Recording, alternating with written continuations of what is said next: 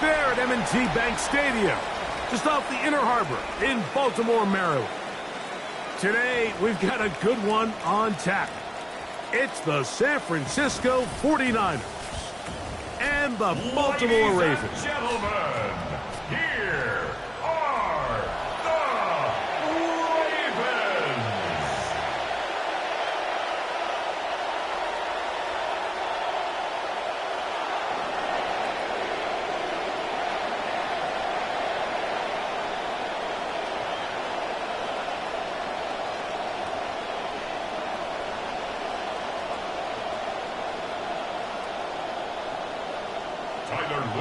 Mike Tirico along with my partner Greg Olson. That's the kicker, Tyler Luke, set to get this started. Off we go here in Baltimore. And he will be stopped at the 25-yard line. So that's where this opening drive of the game will begin. The 49ers offense set to get to work for the first time. They're led out by the NFL's most valuable player in 2024 at quarterback, Josh Allen. And we all know how talented this guy is, Mike, right? From the physical sense, that's obvious. But what really separates him, and it really came through when we had a chance to talk to him this week, is really his ability to operate from the neck up. His processing speed, his decision-making. It seems like he's always one step ahead of the defense. And when he's on, he's proven to be really hard to beat. The tackle by Derwin James. 1-yard gain brings up 2nd and 9. At the 26-yard line. So, from the 26-yard line, here's 2nd and 9. Smith in Jigba, the man in motion. That is taken in by the veteran, Mike Evans. And he's going to be dropped after a pickup of about 5. This is a great example here of just not getting too complicated as an offensive coordinator. Who's one of your best players on the field, and how do you get the ball in his hands? It's 3rd and 4. Kittle is the man in motion. On 3rd down, it's Allen. He'll find his tight end, Kittle, on the right side. And he looks to be a bit short of the line. And that is going to bring up 4th down. When you're willing to throw the ball short of the sticks on 3rd down, you know what that tells me, Mike? The decision to go for it on 4th down has already been made. If you're able to pick it up with yards after the catch, great. But if not, it's a 4th and short, and you give yourself a realistic shot of converting on this 4th down. And he'll be brought down, short return, and they'll take over there. Lamar Jackson, twice the MVP, Greg, leads this Ravens team out. Season 9, but Season 1 without John Harbaugh as his head coach. You know, I think one of the biggest factors for Lamar Jackson this season, Mike, is just to stay healthy. They got to just find a way to keep him on the field, keep him in one piece. And, you know, I think when you talk about a dynamic player like Lamar and, you know, his ability to use his legs and his ability to improvise, there's a very fine line, especially early in the season. Stay away from those hits, operate more as a passer, and then towards the end of the season when things really matter, let him really loose. Quick completion to start things out. And their first drive begins with a 1st down.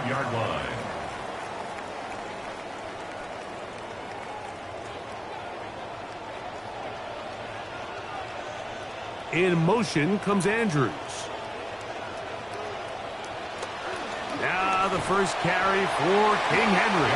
A gain of 4 as he's taken down. Max Crosby on the tackle. 4 yards on the pickup. 2nd and 6 at the 39-yard line.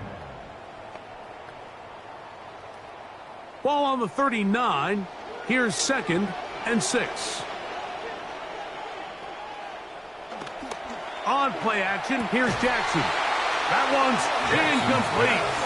Good coverage there. Made it uncomfortable for the receiver. Couldn't hang with it, and it brings up 3rd down. 6 yards to go. Searching for his Pro Bowl tight end, Mark Andrews, that time. And now it's going to be 3rd down.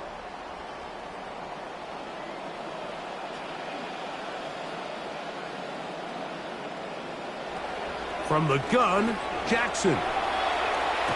Oh, a lot of chances on that one. It was bouncing around, but it falls incomplete. Every so often, Mike, you can see these offenses, and it looks like the passing game gets a little bit too predictable. And as the defense continues to flood the back end of these zones with extra defenders, they're continuing to force this quarterback to not only make some difficult throws, but to put the ball in harm's way.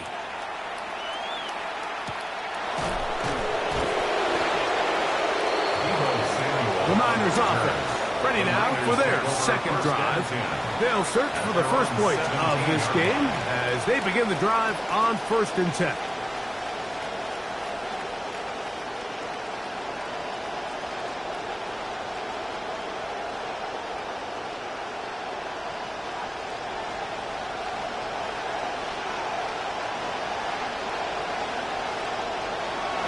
Play action. It's Allen.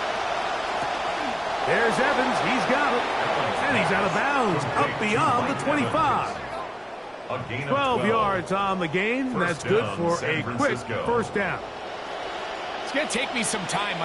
It's going to be hard to get used to seeing Mike Evans in a 49ers jersey. But the one thing I am used to is seeing plays like that. You think over 12 years in Tampa, struggled with some injuries, failed to reach 1,000 yards for the first time in his career a season ago. And the Bucs move on. San Francisco says, thank you very much. We'll take you. And it's a big-time player joining a really good team. A first catch for last season's NFL reception leader. And it yields a first down.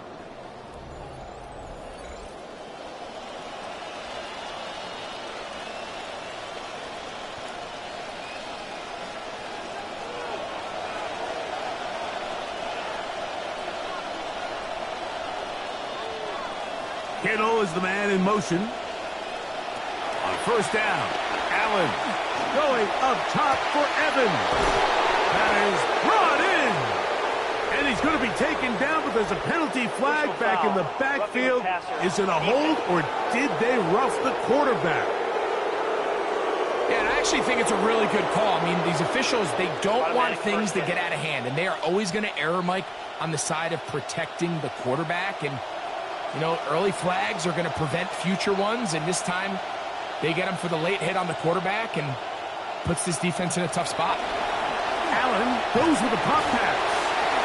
He's slowed up quickly as he gets this down to the 6. The 6-yard line. It's a gain of a yard. Brings up 2nd and goal.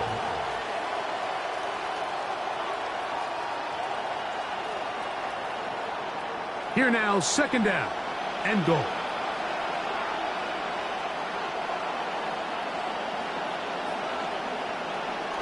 From the gun, Josh Allen. To the goal line and in. Jackson, Smith, and Jigba. Touchdown, San Francisco. But you think back to their first possession of this game, Mike, it resulted in a punt. Not exactly the fast start the coaches told us was so important as this game unfolds. They get the ball back for possession 2. Now they try to find some rhythm, find their identity of the game plan, and they come away with 6. So that's how you bounce back in this league. It's not always going to be perfect. Really nice job settling into this game here with their second possession. On now, Eddie Piñeiro for the extra point.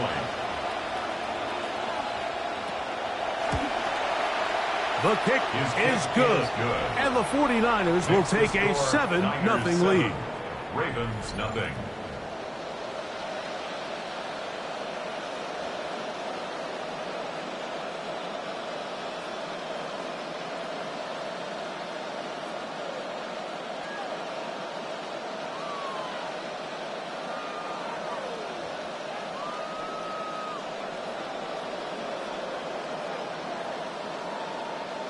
So now, after the touchdown, Piñeiro out to kick it away. DeJounte Wester now to return it. Now an opening past the 30. Nice job on the return. He's down close to the 35-yard line. Out come the Ravens, and you look at their offensive coordinator, Declan Doyle. Doyle was the youngest offensive coordinator in football a year ago with the Bears, leaving after 1 year to join Jesse Minter's staff with the Ravens in 2026.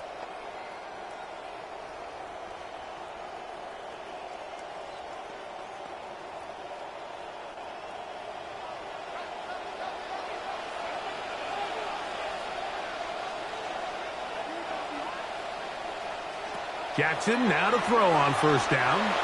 Now a screen set up for Henry. Good hustle by the defense. They beat the offensive lineman to the blocks there.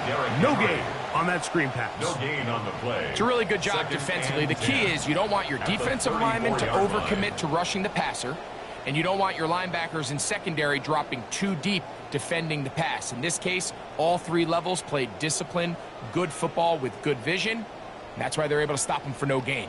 They'll try again here. 2nd and 10.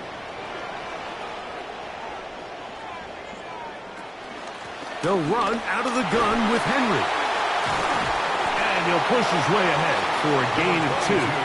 Jalen Ramsey up to make the play. Jalen Ramsey brought him down. A 2-yard pickup makes it 3rd and 8. So they'll talk over what to do on this 3rd down play as we have hit the end of the first quarter. The Niners have the early advantage. We'll be back in Baltimore after this.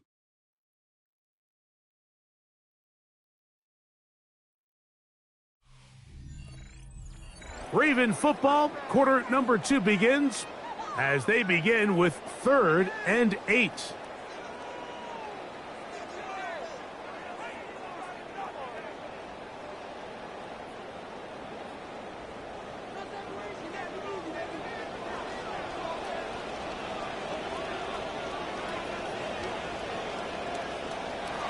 From the shotgun, here's Jackson. The pressure gets there, and down he goes. And we've seen this time and time again. When this guy is in a groove like he is here, I mean, he's impossible to block. I mean, the offensive line, they've got to come up with a better plan to slow him down, or he's going to completely wreck this game. Here's Ryan Eckley now, as he's on to punt for the 2nd straight drive. And he's going to be knocked down before he can even think about returning that one. Whoa! The 49ers offense and Jackson Smith and Jigba ready to get back to work. They lead it here in the 2nd quarter, 7-0, as they begin with a 1st and 10.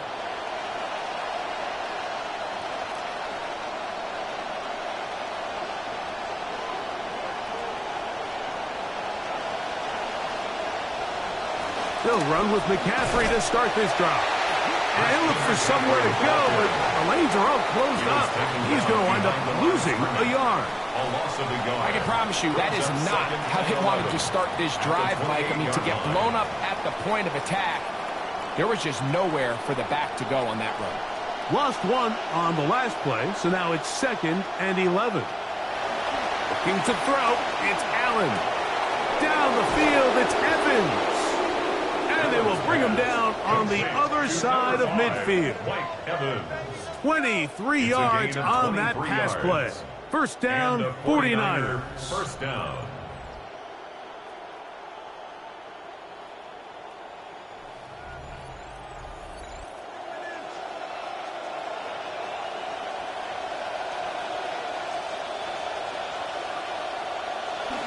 They go play action now. Here's Allen.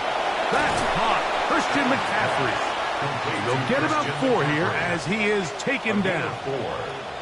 What an advantage it brings a defense when you have cornerbacks that are such willing tacklers. It just brings an extra element to the ability to defend the entire field.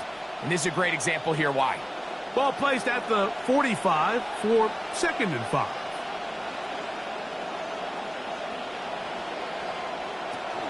Now the pitch comes to McCaffrey. And he will work this down inside the 40. That's going to be good enough to move the chains. First down. Simple play to call, but complex to execute. A toss play is beautiful, Mike, when a team hits it like they just did. We can see why they're a fan in the toss. Healthy game, and they pick up the first down. This drive started to take some nice shape. Another 1st and 10 here. Out quickly to Evans. And no place to go. He's hit and taken down behind the line. Man, what a big-time play here by the corner. It feels like he knew that play was coming before the ball was even snapped. You could see he sticks his foot in the ground and bursts. He ends that play before it even has a chance to get started. Allen now on second down. This one's snagged by Smith and Jigba. And they'll get about 8 out of that one, but still a little work to do now on third down. A gain of 8 yards. And it's third down.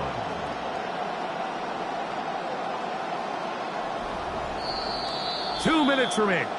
First half in a 7-0 game. We'll come back to Baltimore after this. Let's see what they do on 3rd and 4.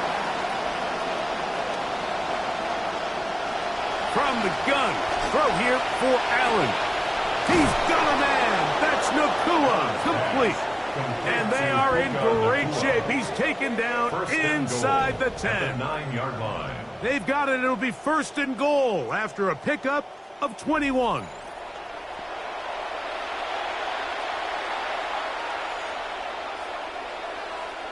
Now the Ravens use their first timeout. They'll be disappointed there after giving up the first down.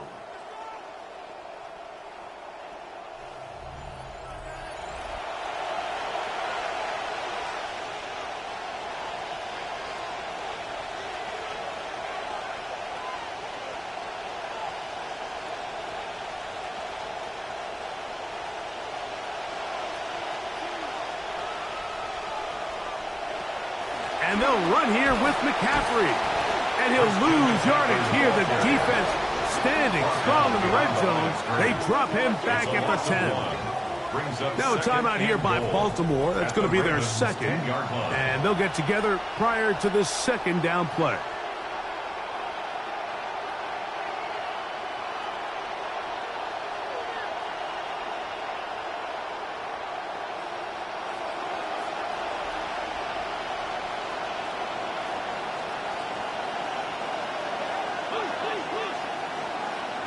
Smith in Jigba, the man in motion. Again, it'll be McCaffrey. And the room to run is not there again. He is brought down for another loss.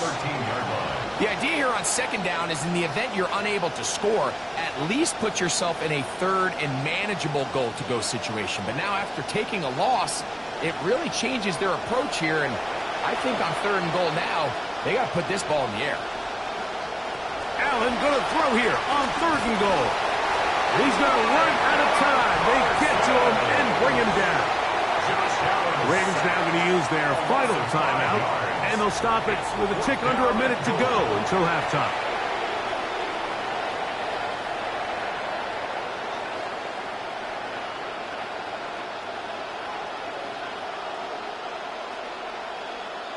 On 4th down, on is Eddie Pinheiro for the 49ers field goal. Officially, it's a 36-yard attempt. Pinheiro's kick is good. And the Niners will extend to a 10-0 lead. You know, if it's 4th and 1, 4th and 2, you're at least entertaining the thought of going for it. But I think with what they were remaining left there, half winding down, I do think I'm okay with their taking those points.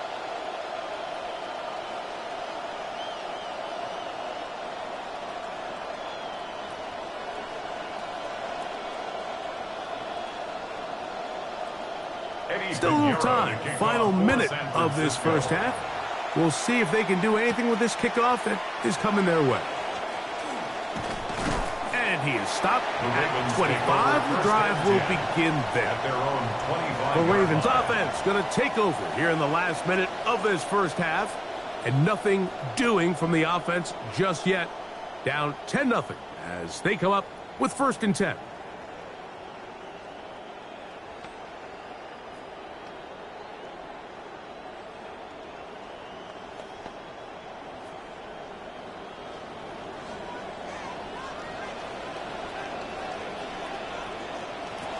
To throw is Jackson.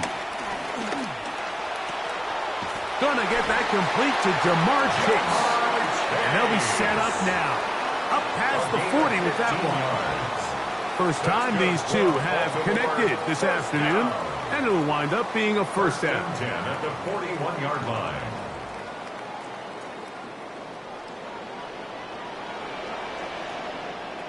Now, Jackson. He takes off. And he'll slide to a halt after picking up about 6. Take a look at his eyes. You can see the quarterback clearly going through all of his progressions, and he's quick to realize there's nowhere to go with this ball. He makes the right decision and gets out of there, picks up some good yardage, and gets down on the ground. Final play of the half, Jackson. And that is incomplete. One final chance does not work out. Time has expired. The first half has come to an end. All right, Mike, thanks very much. Scott Hanson, good to be with you from the Orlando EA Sports Studios with an abridged halftime report. This one shaping up to be a tight one, as evidenced by the scoreboard. Both these teams playing it close to the vest in the first half. What will happen in the second half? Let's find out as we send it back to the stadium and our commentary team, Mike Tirico and Greg Olson.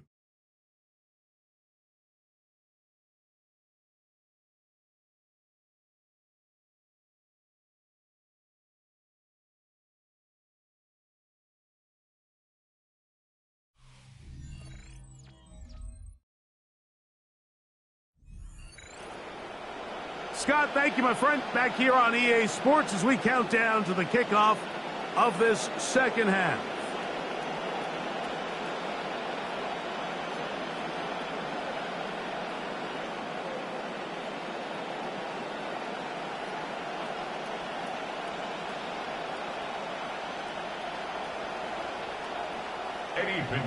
First half played out a bit as we expected. We'll see if there's a surprise coming up. Both teams set to go, and the second half is underway. And it'll be brought down past the 25. Decent field position to start this drive. The Ravens offense going to have a first crack at it as we begin this third quarter. The deficit is at 10, so an important drive forthcoming. Getting started with 1st and 10.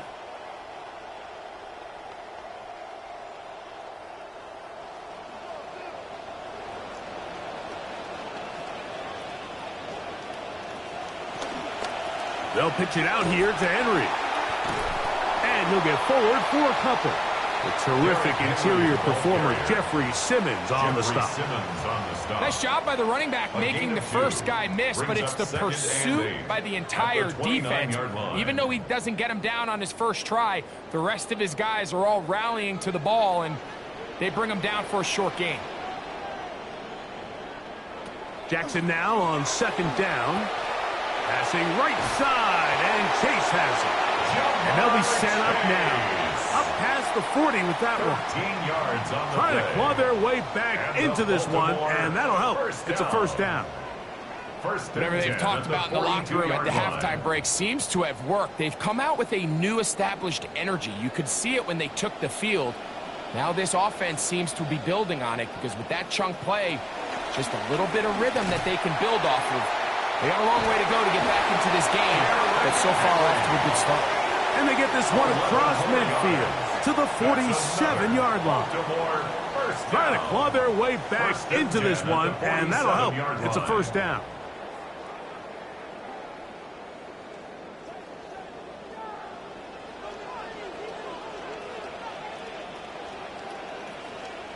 In motion comes Andrews. Play action now. Jackson. He'll swing this out wide to Henry. And he's close to another first down as he's brought down just shy of the marker. Great example of first down efficiency. You don't always have to go for the big play, but put yourself in a friendly second down. Now you have equal opportunity to both run and pass. From the 38 now, here's 2nd and 1. Now Jackson into the familiar hands of Justin Jefferson. And he'll get him down after a gain of 5, but that is enough for a first down. That's another Baltimore first down. 1st and 10 at the 32-yard line.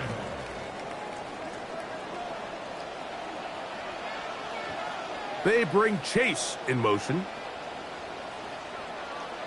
On 1st and 10, Jackson. Trying to set up the screen, but that is going to fall incomplete. Up until that incompletion, they've done a really nice job on this drive, Mike, picking up fresh sets of downs. And typically, throwing the ball on first down is a great way to do it. But now they find themselves in 2nd and 10. Do you keep it in the air and try to get the first down here? Or is the idea to just make 3rd down manageable and take your chances picking up a key 3rd down? That's over the middle and caught by Collins. Just his first catch. They have held him in check so far, but that one gives him a first down. Nico Collins, he's been C.J. Stroud's favorite target ever since he entered the league, and he's just your prototypical wide receiver, Mike. I mean, he's big, he's strong, he can win with the ball in the air, he can win at the line of scrimmage. There's really no weakness in his game, and as his career's unfolded, he just continues to ascend into the top-tier receivers in the league. The hole closes quickly. He'll pick up about 3. He was brought down by Pat Surtain. A 3-yard pickup brings up 2nd and 7 at the 13-yard line. See what they have for 2nd and 7.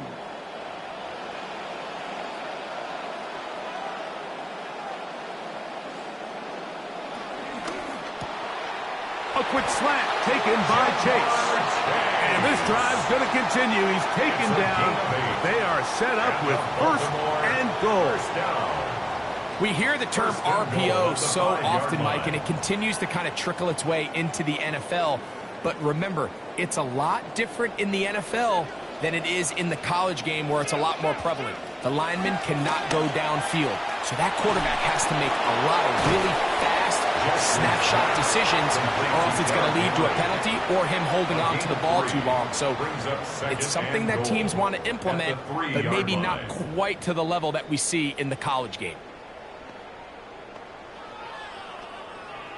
Ball at the 3, 2nd down and goal. In motion, it's Jefferson. 2nd down, Jackson. A hit as he threw, and the pass is incomplete. Trying to set up that screen, but the rush got there too quickly. I think he knew in the back of his head, Mike, he had to get rid of this ball a little sooner than he would have liked. And with that pressure getting there in a hurry, it just ends up being a wasted down. This defense holding tight. Now from the 3-yard line, they'll try to stop 3rd and goal. They'll try to hit him with a screen. And that one's just too long to get going. They'll come up, stop him before the lineman could get out to lead the way. That screen just never had a chance. Anytime the running back has the ball and he's making guys miss in the backfield, there's going to be no timing to the play. It just allows too much time for the rest of the defense in pursuit to get there, and in this case winds up as no gain. Now Jackson on 4th down. That is incomplete. The defense coming up big in the red zone. It's a turnover on down. These are the situations where as an offense you're trying to dial up your best play call to make sure this possession doesn't get wasted, but let's give credit to the defense. Big moment, big 4th down opportunity, and they're able to get off the field. The drive starts with a carry by McCaffrey. The defense coming hard, trying to force the safety. He's able to get it out, but to the 2 and no further. No gain on the play. Brings up 2nd and 10. So these two teams take the long walk to the opposite end of the stadium. We've come to the end of the 3rd quarter. We'll return with more after this. This is the NFL on EA Sports.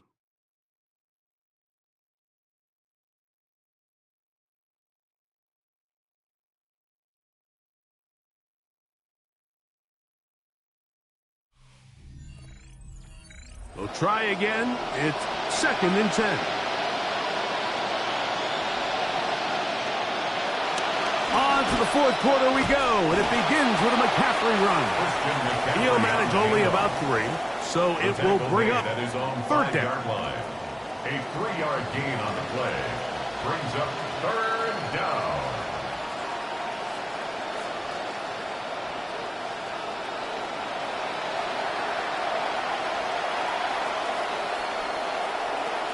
From the gun, it's Allen. That's hauled in on the left by Nakua.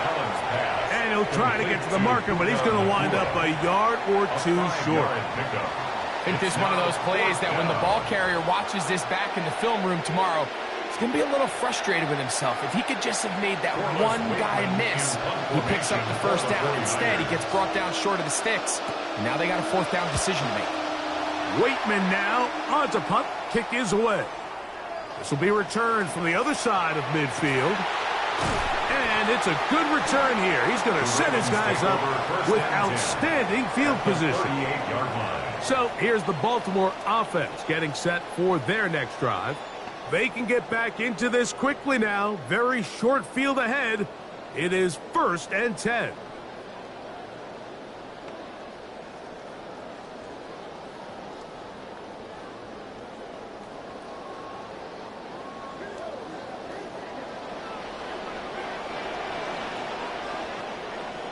In motion now, it's Collins. That is incomplete. No way to force the football in there. Good coverage. It'll bring up 2nd down. He's usually such a reliable target in the passing game, Mike. We just don't see him struggle to come down with catches like that all too often. And when you're one of the go-to guys on your team, I know the hit's coming, but guess what? It feels a lot better after you take that hit after a catch than it does after a drop. That's to the outside. He's got Jefferson. And he gets him 6 yards closer before going out of bounds. It's 3rd down coming up. This pitch and catch may have looked routine, but I promise you, Mike, these types of anticipatory throws, especially outside the numbers, they don't occur without countless reps, oftentimes when nobody's even watching. 3rd and short. Jackson. A throw left side, but it's going to wind up incomplete. I think he predetermined that 3rd down throw, and even though the coverage was tight, he still tried to fit the ball in there anyway, and it ended up falling incomplete. I think if he goes through his progressions and has a little bit more trust in his protection, I think there's an easier throw to make out there. A 49-yard attempt. And this one online, and it is good. And they are indeed back within 1 score. Well, they know they needed at least a field goal to try to cut this to a 1-possession game, so they got it. But now, can the defense, can they tighten up here and get a quick stop? Because not only do they need the ball back, they need to make sure they leave enough time for what would be a game-winning drive.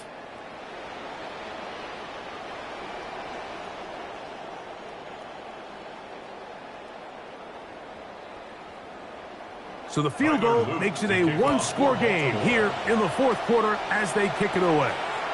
Deebo Samuel going to get a chance to return it. He'll work his way across the 25-yard line. Here's Christian McCaffrey and the 49ers offense coming back onto the field.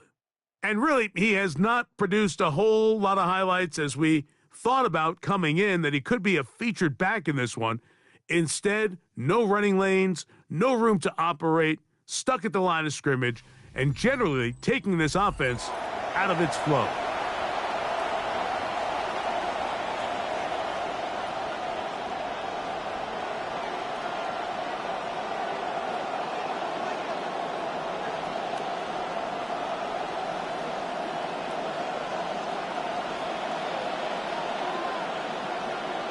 The motion man is Nakua.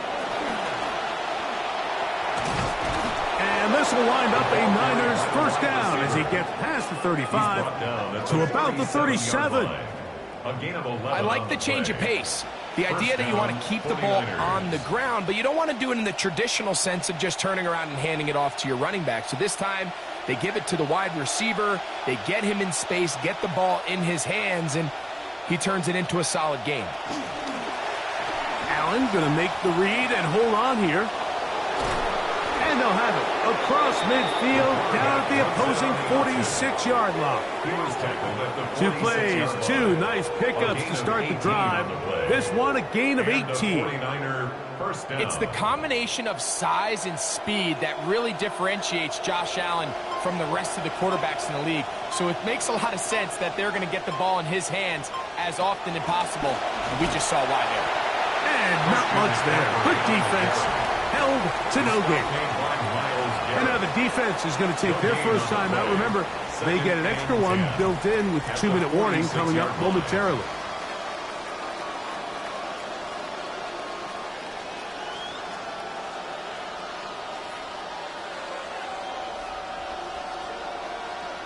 See what they have for 2nd and 10.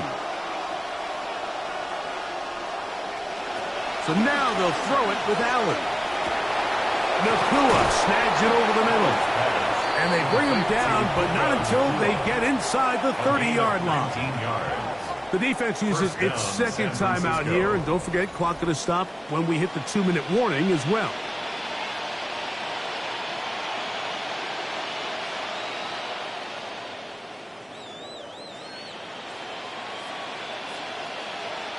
Center leads him to the line for 1st and 10.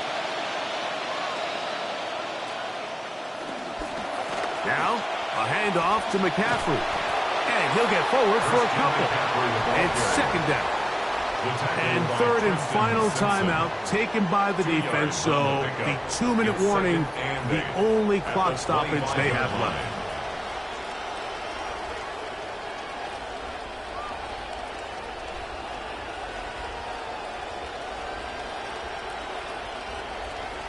From the 25, here's 2nd and 8.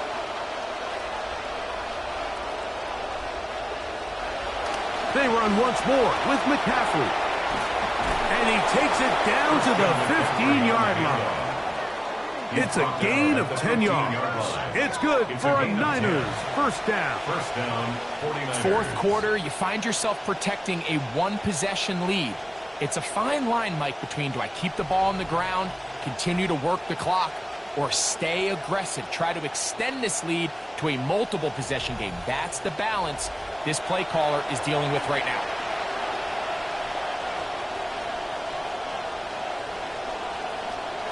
Victory very much in sight now as they'll take a knee.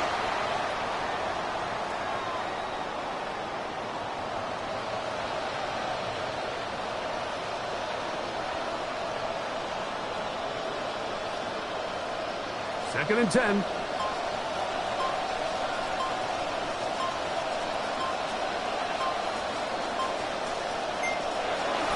On the ground, here's Zamir White. And he'll get maybe about 4 yards out of that one. Lane closed quickly. Here comes 3rd down. It's a gain of 4.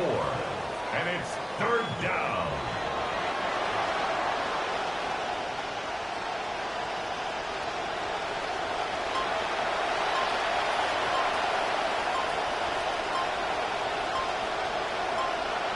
Victory formation here as he's down to a knee.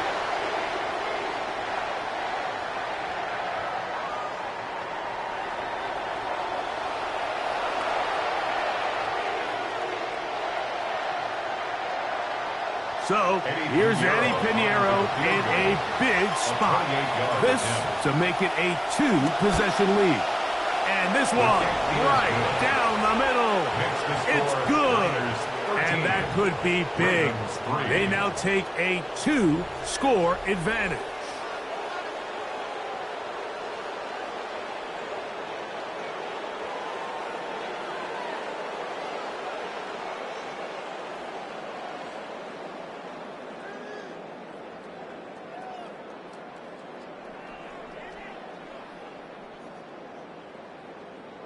Just 1 second, all that remains in the football game as the kick is away. And there'll be no return forthcoming, so the ball comes out to the 35. At their own 35-yard line.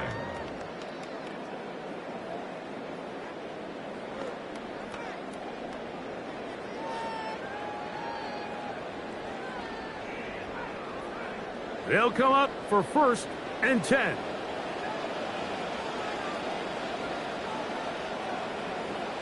One last shot now for Jackson. Now a deep ball here for Collins. And the final throw of the game winds up incomplete, and that will do it. This one comes to an end. So a win here for our visitors, the 49ers. They were forced to travel cross-country. They get the early start, 10 a.m. on their body clocks. They're happy now. They come away with the victory. So that'll just about do it for Greg Olsen and our entire team. I'm Mike Tirico. You've been watching the NFL on EA Sports. For more, log on to easports.com. With that, we say so long, everyone,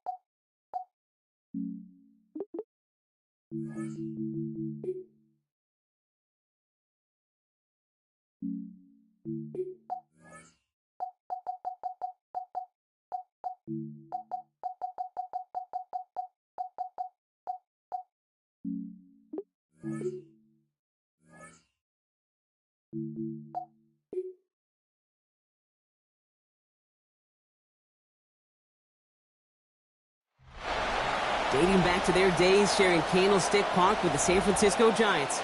A foghorn followed the 49ers down to Santa Clara and Levi Stadium, where it continues to blare and let the Bay know it is time for some football. Today, we have an NFC fight in store between the Detroit Lions and the San Francisco 49ers. And now, faithfuls, please welcome to the field your 2026 San Francisco 49ers.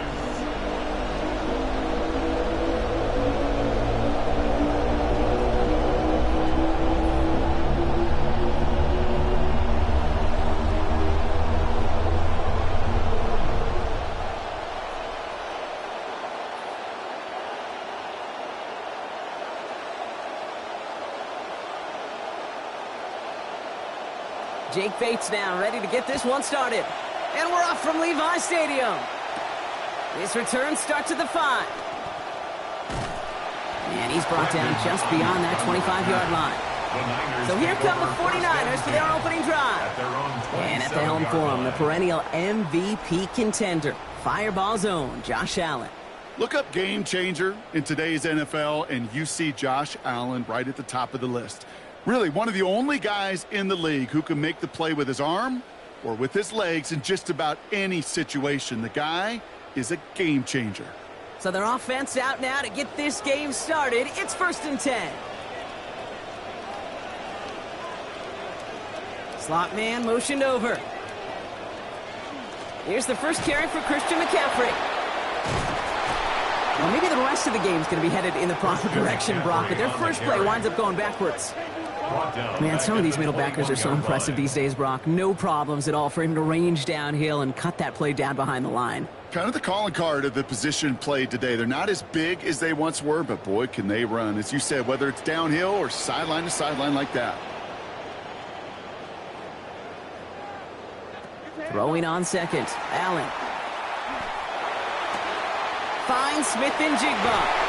And he rips off good yardage, but it will not move the chains. Smith-Njigba. A gain of 14 yards brings up 3rd down.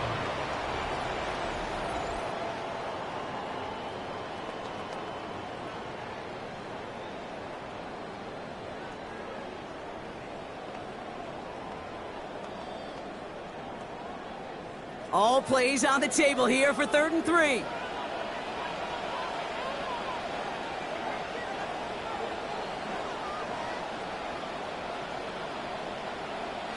Allen to throw. He's got Smith-Njigba for the catch. And a stop is made. 1st down coming up. It's a gain of 11. You just love that kind of execution because it's able to make an impact, Kate, beyond simply getting the 1st down. That yardage, it really sets them up now to be aggressive with a new set of downs. 1st and 10 now from the 46.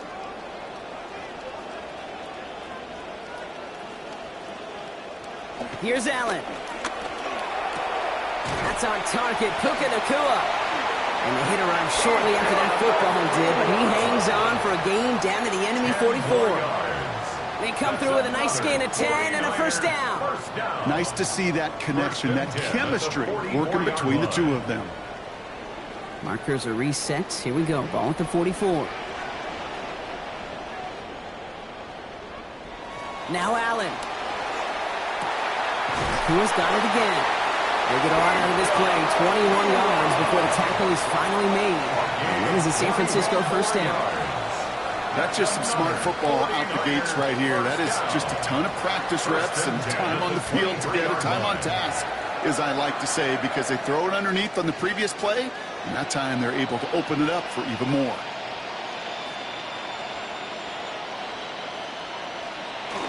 Now Allen off the play action.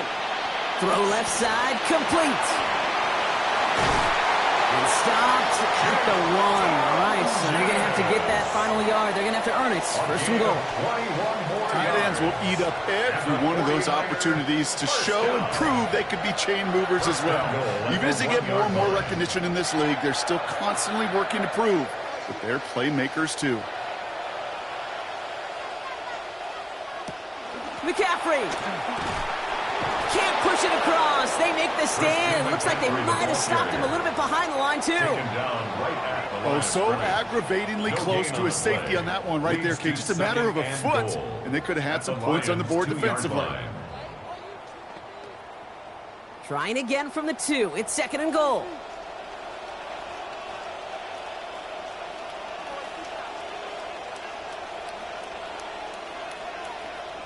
Throwing here, Allen. That's complete. Nacua on the left side.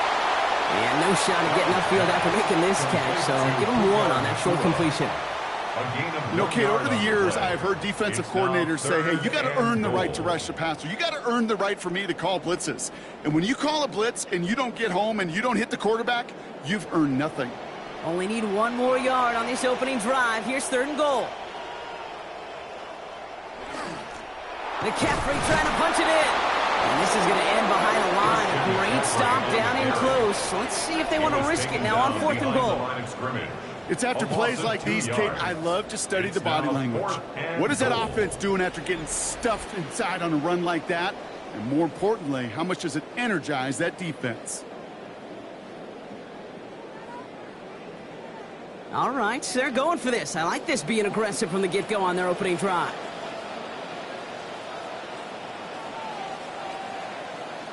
On fourth down, Allen. And the decision pays off. Touchdown, 49ers. George Kittle scoring there on the 10th play of that drive. Once it became goal-to-goal, Brock, that field goal team just didn't feel like they were ever going to see the field. This team was committed to making a statement on the opening series, even if it meant leaving the offense out there on 4th and goal. Yeah, I think that's really well said, Kate, for a couple reasons. Number one, you do get a chance to finish, right? So you do all this work to get there, you want to finish it. But you also know if you don't get it, well, you set your opponent up with some really bad field position. I love that decision. Eddie Pinheiro on now for the extra point.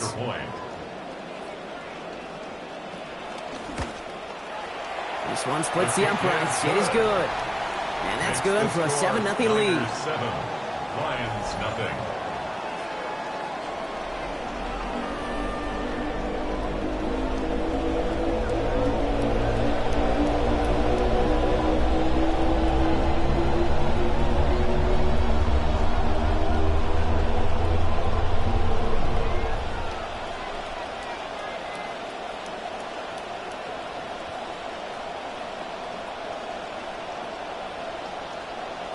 Now Pinheiro on to handle the kickoff. For San Francisco. Starting from the 5. And this drive will start inside the 25. So now it's the Lions' turn to head out for the first time on offense. They're going to be led out by the 7th-year star, former #1 overall pick, Joe Burrow. When Joe Burrow's between the white lines, he's one of the game's best and most entertaining quarterbacks. He just has a cool factor that is the envy of so many. Nothing seems to bother them other than some injuries that unfortunately have ended seasons early. When he's on the field, timing, the anticipation, Kate, the precision with which he plays, he has very few peers. Has him on the quick hitter. And he'll take it up to the 30 before being brought down. I'm not going to call this a must-score drive here in this first quarter, Brock, but when your opponents start the game with 6, it feels like you need some sort of answer. You need a response, right? You need a response. You don't need all these home runs or big highlights. You just need to keep matriculating that ball down the field. First game on the ground to Jahmyr Gibbs. And they take him down after just a small gain on the final play of the first. So they'll get to scheme about this third down call for a bit. That brings us to the end of one. We've got the 49ers in front. Back to Levi Stadium right after this.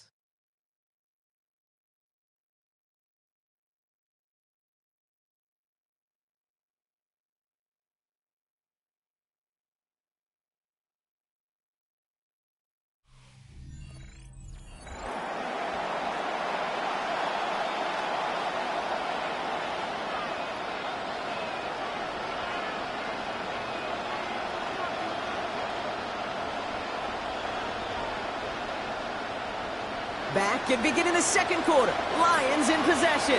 They'll have it 3rd and 3. They'll motion him out of the backfield. In trouble here, and he's not going to get away. They bring him down at the 22. Micah Parsons. And they win that rep to force a 4th and 12. Kate, you've heard me talk about these third downs for years now as the money down. It's usually looking at it offensively. That's how you make your money defensively, knocking backwards on the critical down and distance. On comes Jack Fox to handle the 4th down punt for the Lions.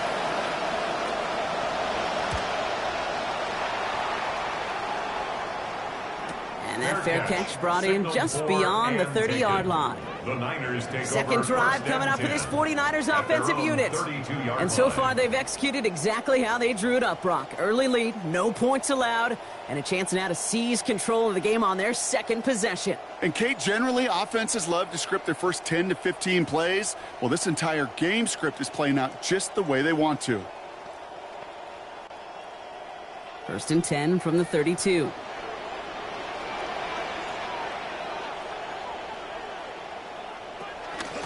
They'll start this one on the ground with McCaffrey. He's descended upon quickly and dropped after it looks like a yard gain. Stopped by one of the league's best tacklers, Roquan Smith. I don't think that's the amount that they were looking for there, Kate. Can lead to some shuffling around here in the playbook. Find a more aggressive call on second. Last run, not a lot of help, Brock. 9 to go now on second down. Going run again with McCaffrey. And this will only complicate matters for third down, partner. They're sent backwards. I know they say it any time he comes up in an interview, but they appreciate having him on this defense so much, Kate, because of plays like that one. Those are great instincts. It takes instincts and want to come up and run support, and not many corners can make that stop. Time coverage from the Lions, third down. They send Nakua in motion left. Third and long for him here. And his perfect start is over. And that's the first one of his throws to wind up incomplete. Kate, I think that was the type of play we expected out of this defense to start the game. Can't undo that opening drive touchdown they gave up, but that can sure help to get yourself off the field with that third down stop. So punt coming up on fourth down, and it's against Belgium native Corliss Waitman with the honors. He's got this at the 27. And he puts together a nice little return there before they're able to bring him down. The Lions offense headed back out, Brock. So let's take a look at their offensive coordinator, Drew Petzing. He's in his first year here with the Lions, but fourth straight as an offensive coordinator in the NFC. He ran the Cardinals offense the last 3 seasons.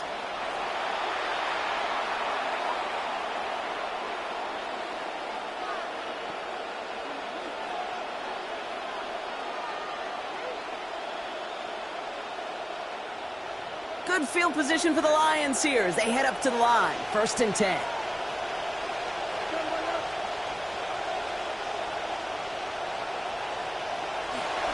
I'll start on the ground with Gibbs. Jukes away from one. There's the hit. They're going to force him out of play with a gain of about 12. And it is first down Detroit. These running backs love getting into the open field, and the best of them, they're not even looking at the man right in front of them. They're looking at that next level to get a chunk run like that. Ball just a yard shy of midfield. First and 10. Burrow on the play action. As a man, Justin Jefferson. And they get this down roughly to the 34-yard line. That play gains 15, and it moves the sticks. And that right there is about the best you can hope for against double coverage. Good chunky yards, and more importantly, Brock, you don't get burned taking a risk. Yeah, it's really the defense that gets burned, and that is just demoralizing. You got double coverage, you got what you want, and 2 guys can't stop one. So they'll head up here, first and 10 from the 34. On the draw, this is Gibbs. He finds space into the red zone, and he has it all the way down to the 8. They rip off a big chunk of field, and it sets him up with first and goal. Well, they sold it like it was a pass, and by they, I mean everybody involved at the line of scrimmage. Great job by that O-line, the quarterback, everyone making it look like a pass, and then a huge burst for a chunk run.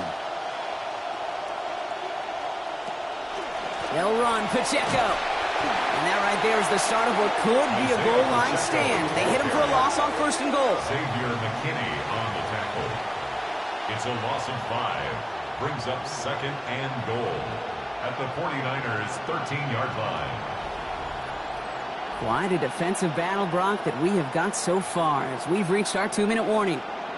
More football from Levi Stadium in just a moment. Setting up second and goal. Burrow. The Halts, they're going to say at the 5-yard line.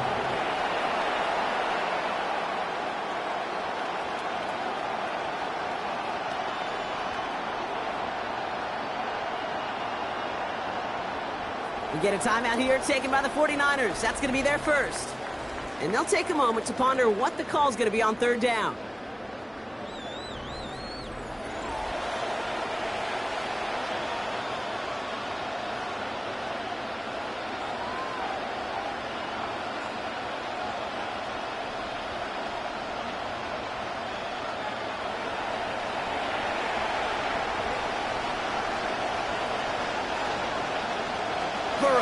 to throw.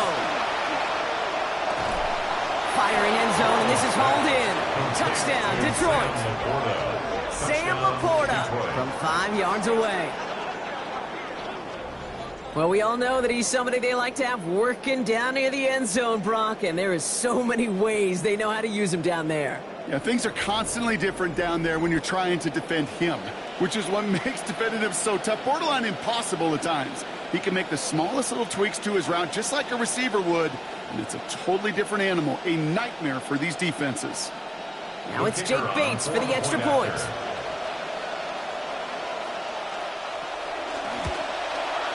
Sent right down the middle and good.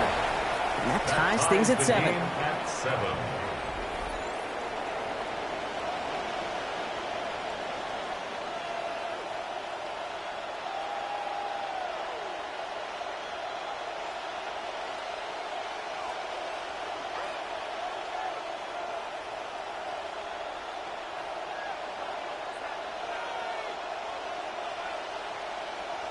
Now after tying this game up, they're all set to send her away.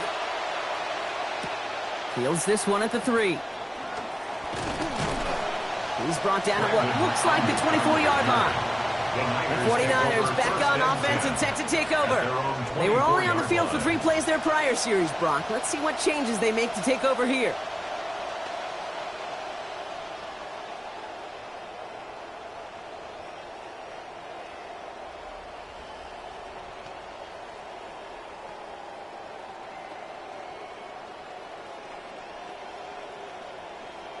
San Francisco to the line. It's 1st and 10.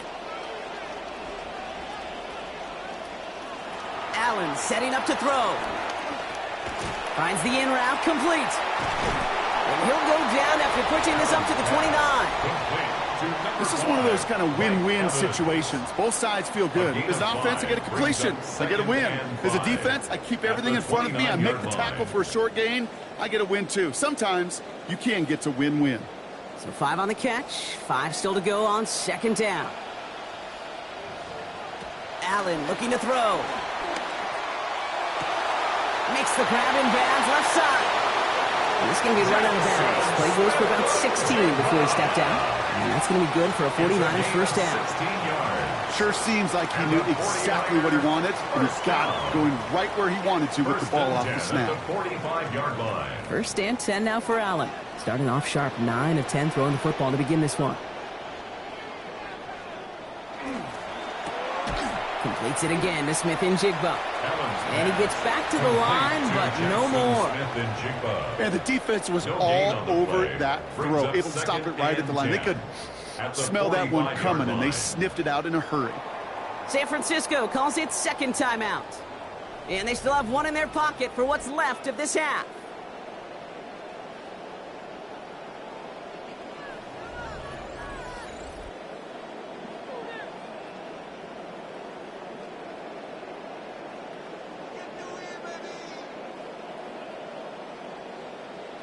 Got the catch, but didn't get any yardage on it, so still 10 to go on 2nd down. Back to throw now, Allen.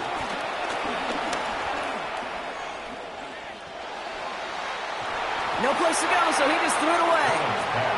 You know, Kate, that was one of those situations where you hear a quarterback having a clock, right? You know, and he had enough time in the pocket, but then it was like, okay, time is running out, and I got to do something. He did not force a throw and risk a pick.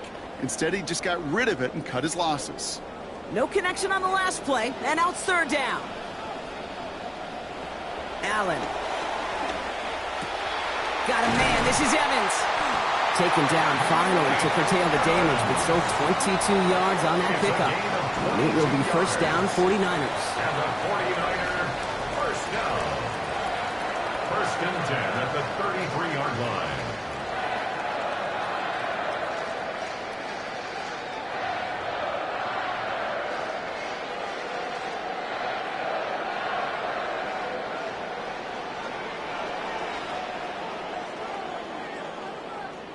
Allen gonna throw again. And the Russians gonna win this rep. They get to him.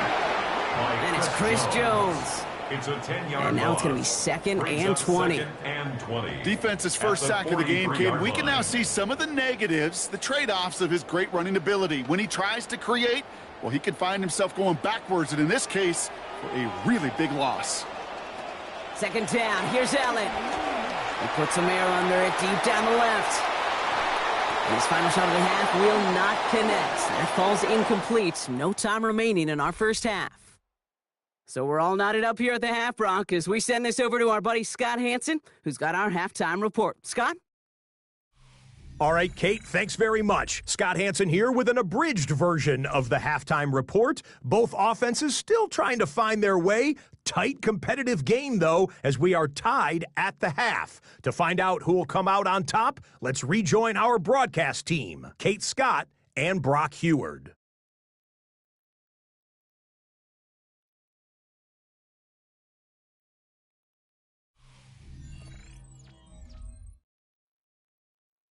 All right, thanks for that hard work, Scott. These two teams ready to break this tie as we welcome you back for the third quarter.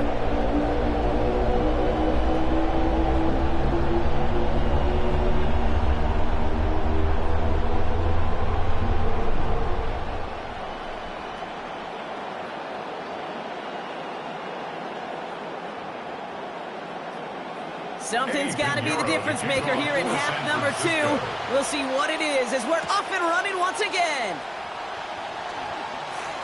And in the end, only able to get this up to his 25-yard line. Here comes the offense for Detroit to begin the second half. And they could take control in the second half early, Brock, if they break the tie on this opening drive.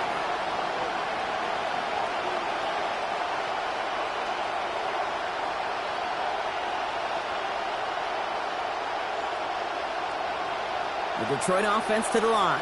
Here's first and 10.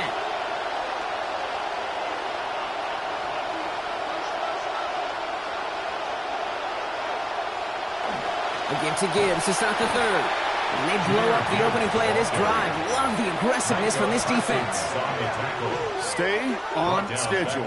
SOS. We talk about it all the time offensively. You've got to stay on schedule, and a run like that puts you now so far behind the sticks. Going to take some superhuman effort now on second down.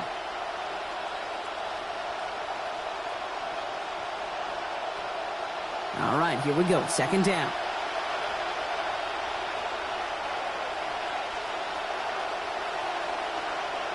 We'll bring the tight end left.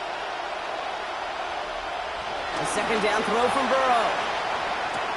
To the right and hauled in by Laporta. And he's going to get this up to the 26 before being taken down. Quarterbacks will look for their tight end short in just about any situation. They take away the deeper options. Well, there's their consistent source of positive yardage, the trusty tight end. Drive in dire straits. It's 3rd and 9. Burrow to the air now. What a difference a play makes. This one not working out in their favor. He's home to the ground. And that's going to bring up 4th and 19 now. Hey, 3rd down, I get it. Give your quarterback some freedom, right, to make the play, even if he's got to work backwards. But it can blow up in your face as it did right there when nothing opens up.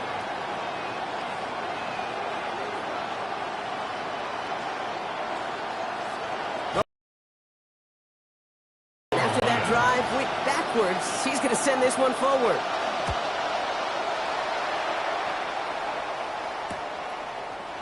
And the coverage team is there as he fields it, so almost nothing on that return before he stopped. The 49ers are headed back out on offense as we get a look at Christian McCaffrey. And the running lanes, and they've been hazardous. Not quite the decorated collection of highlights from him that we're going to look at here. Those big plays, the explosive runs where he leads an offense, just haven't been there for him in this one.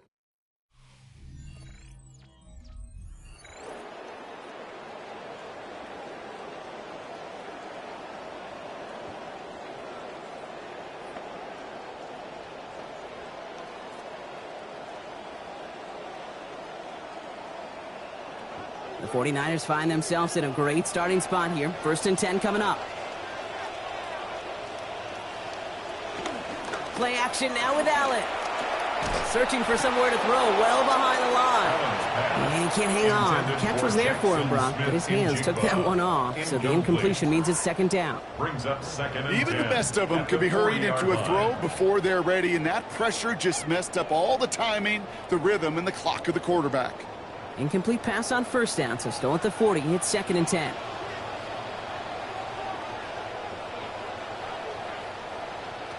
Allen to throw. To the right, and intercepted. Picked off by Derek Stingley Jr. And the Lions get it back with a nice return to boot, down inside the 30. Wow, this has been a great game so far, Brock. A hard-fought first half, but they're really offering an edge to their opponent here by throwing a pick on their opening drive. And now we'll get to see if they can capitalize that and pull ahead. They've already got the ball once this half. You know that they're loose, and now they get it back just one snap later.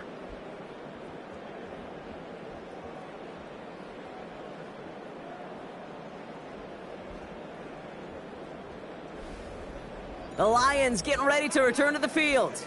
And they're set up well inside of enemy territory. They've got a short field after that pick.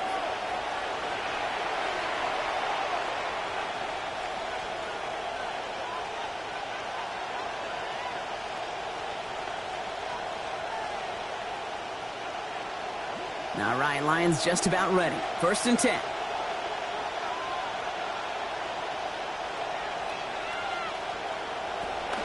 Enough to Gibbs from the gun. This drive's going to start out with a gain of 5 before they bring him down. Okay, so they sent the blitz, but it almost seemed to backfire there, Brock. They ran through it for a pretty nice gain. Yeah, because there's a little boom or bust, yeah. right? Is an offense, as a QB, if you see that and run away from the blitz, it can be effective like it was there.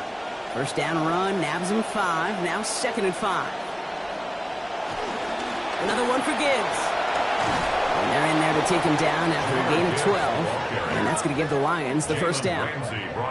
Sure seems like running at a blitzing defense shouldn't work out too often, Brock, but right there it did nicely for him. Yeah, football's kind of a funny game, Kate, because it can be super complex. Yeah. You get into a lot of language and a lot of detail, and then other times, like, just run away from the blitz. Just run away from it, and good things can happen.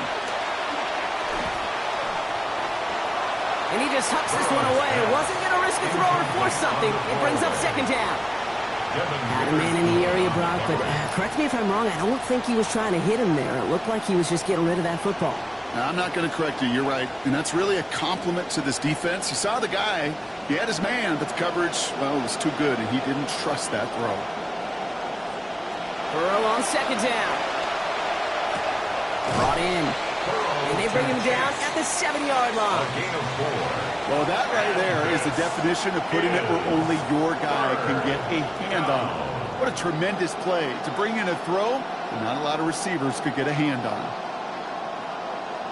And last catch picked up 4, so they're left with 3rd and 6.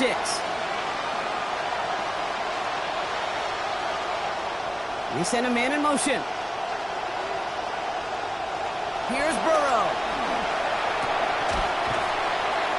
And the hit is going to break up the catch. Incomplete. A couple of defenders nearby, Brock, who actually could have broken that one up. That's going to bring up 4th down. Tendencies tend to show themselves, Kate, and really come to life on 3rd downs. Right? They want to go to their best receiver. Defense knows it. They know that tendency. They double it, and they make the play.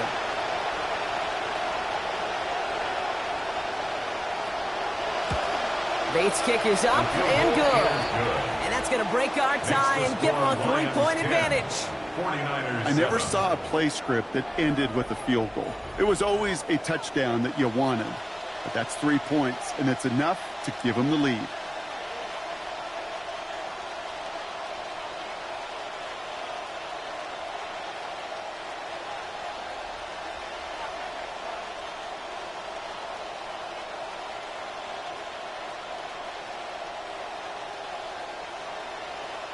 Bates has it all set up. Here comes the kickoff. Fielded at the 7. In pretty solid field position starting out here, Brock. He's tackled at the 29. The San Francisco offense headed out to take over. And their defense sure has kept this game close. Now it's time for them to come through, get some points for their team in this low-scoring affair.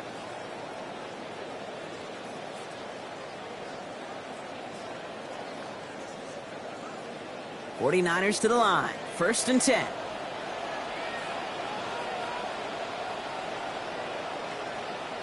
Now Allen. He's got a man left. And this one's brought to a halt at about the 36-yard line. That's what you call efficiency. Exactly what you're looking for on 1st down. Textbook. It sets up 2nd and very manageable, and then creates that space if you want to take a shot downfield. Pass and catch got him 7. Let's see where they go now on 2nd and 3. Here's Allen. Evans brings in the slant. He'll have him 4 and the 1st down as he's brought to a stop. Always a fun race up here in the booth between quarterback and receiver to watch. Who sees it first, that opening? If a receiver wins it, that hand's going up in the air, he wants it. Quarterback wins it, passes out before he's even looking for it, and when they both recognize it, you get that. You get a 1st down. Trying an inside give now with McCaffrey. Brought down there after a gain of about 14 yards. And that is a San Francisco 1st down. That's the kind of run that shows he's trying to take some stress off the passing game to provide big plays. What a great help to that side of an offense when the ground game can deliver chunk plays too. 1st and 10 now from the 46. Allen setting up play action. And he just gets rid of it. Knew he had a couple of plays left. Didn't want to take a risk there on 1st down. So the frustration spilling over a little bit on that play, Brock. Choosing to just get rid of it, even though he did have a receiver in the area. Yeah, I think that's right. You know, I'll co-sign on that. Frustrating. It's just been that kind of ball game. Just not in any rhythm. Really the defense dictating so much. Running back sent in motion. Throwing on 2nd. Here's Allen. And again, it's going to hit the ground. Incomplete. Looking for his running back, and 2 straight incompletions. It made this 3rd down. That play right there, Kate, that just goes to show you can't take any completion for granted. Even some of the shortest passes in the game plan. So after that prior incompletion, it's 3rd down. They send Nakua in motion left. Throw here, 3rd down. Throw left side, caught by Smith-Njigba. And he's going to be taken down well short of the marker. Give him, looks like just about 3 on that completion. That brings up 4th down. This is the end of the 3rd quarter. It's 49ers ball, and they're sort of in comeback mode here. They trail to start the 4th.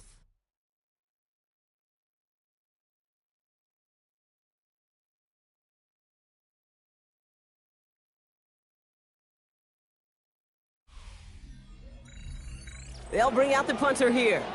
Corliss Waitman will kick it away.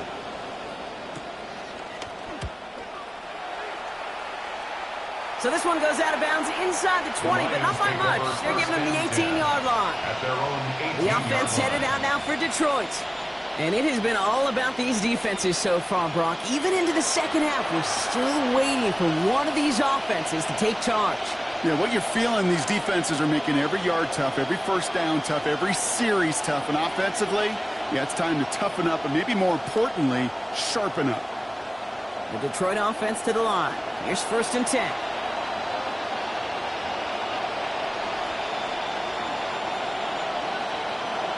Now Burrow. That's caught. Here comes Jahmyr Gibbs. And he's going to be brought down up the 28-yard line. I know that completion doesn't move the chains. I love it nonetheless. You make sure that defense is aware of every eligible player going out. And this time it was out of the backfield with the running back that shows he's adept at catching it as well.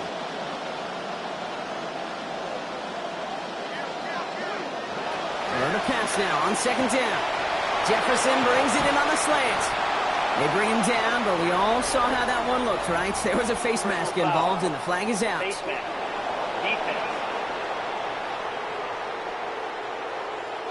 Well, he grabbed whatever he could to make that tackle. Unfortunately, he got a whole lot of face masks, so add even more yards onto that play.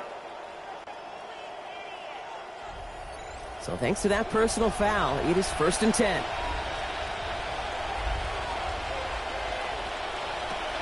They'll run here following the penalty. And they make the stop after giving up 6 yards. Good run on first. It's second down. Nothing too fancy there. That is just some good physical football from a back who knows how to read his blocks, Kate, keep himself square, and go get those tough yards. Run picks up 6, so that means it's 2nd and 4. They'll motion Jefferson left. This is Gibbs on 2nd down. And this is going to be just what this defense ordered. A great play to back these guys up. Shift the momentum a little here in the 4th. What was supposed to move the chains or at least make 3rd down easier to handle instead? Well, did the exact opposite here, Kate. It now makes this 3rd down a whole lot trickier to figure out. It's 3rd and 8. Need to get a chunk here.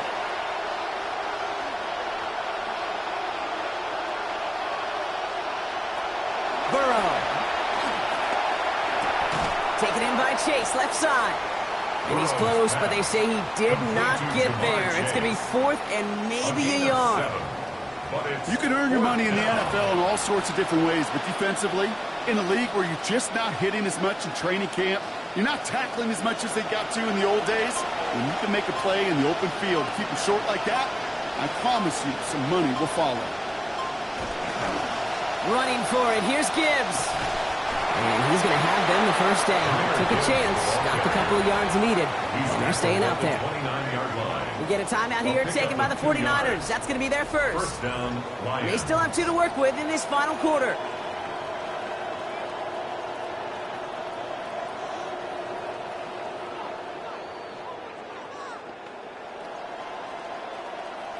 And keep this drive moving, partner. Here's another 1st and 10. They'll put one of the tight ends in motion. They'll toss it to Gibbs.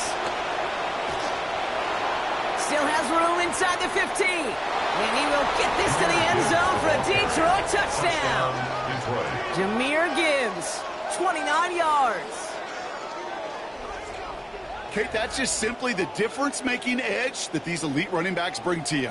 A lot of backs can get you 10 yards, 20 yards, but the elite backs, they could take it to the house.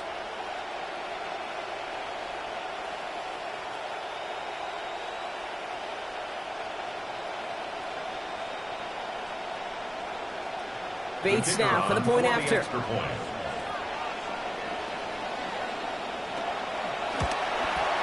Accuracy perfect there as it's center cut. And that makes this a 10-point game.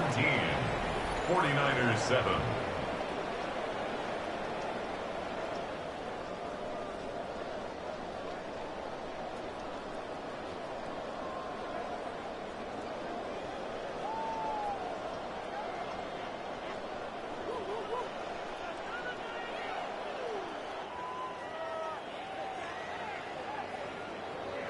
Bates has it all set up. Here comes the kickoff.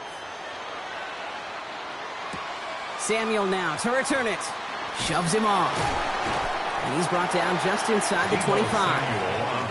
Now out comes the San Francisco offense. And they just saw that lead stretch out to a 2-score margin now. Really makes this a must-score series late. And Kate, you know I believe this. You can never play this game in a state of desperation, but a state of urgency got to be a sky high right now.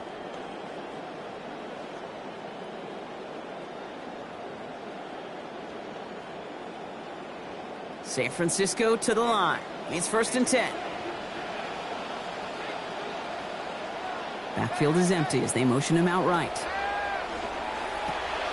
On target to his back. Here's Christian McCaffrey.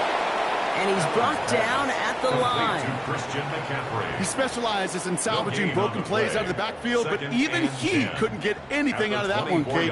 That defense, they were all over it.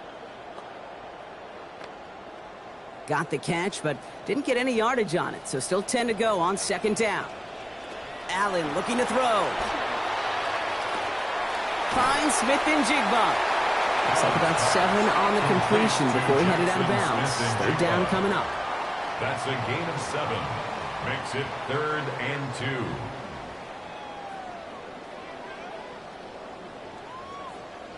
2. All right, this is going to be the last play before the 2-minute warning. Allen on 3rd and short. Got a man, that's Nacua. And they've got a first down. Give them a gain of 13 on that previous play. Markers are reset. Here we go. Ball at the 44. Allen. He'll drop this down to McCaffrey underneath. And he'll cross the 50 and start pushing onto the opposing side of the field. A 6-yard pickup. I call this quarterback's best friend. Some call it a safety valve, some call it automatic, but it's sure nice as a quarterback when you got a trusty running back over the middle of the field that you can depend on. Coming off a 6-yard completion, here's 2nd and 4. Too much lead on that throw. That falls incomplete ahead of his target. No luck connecting with Jackson Smith-Njigba. And now they need to get 4 on 3rd down.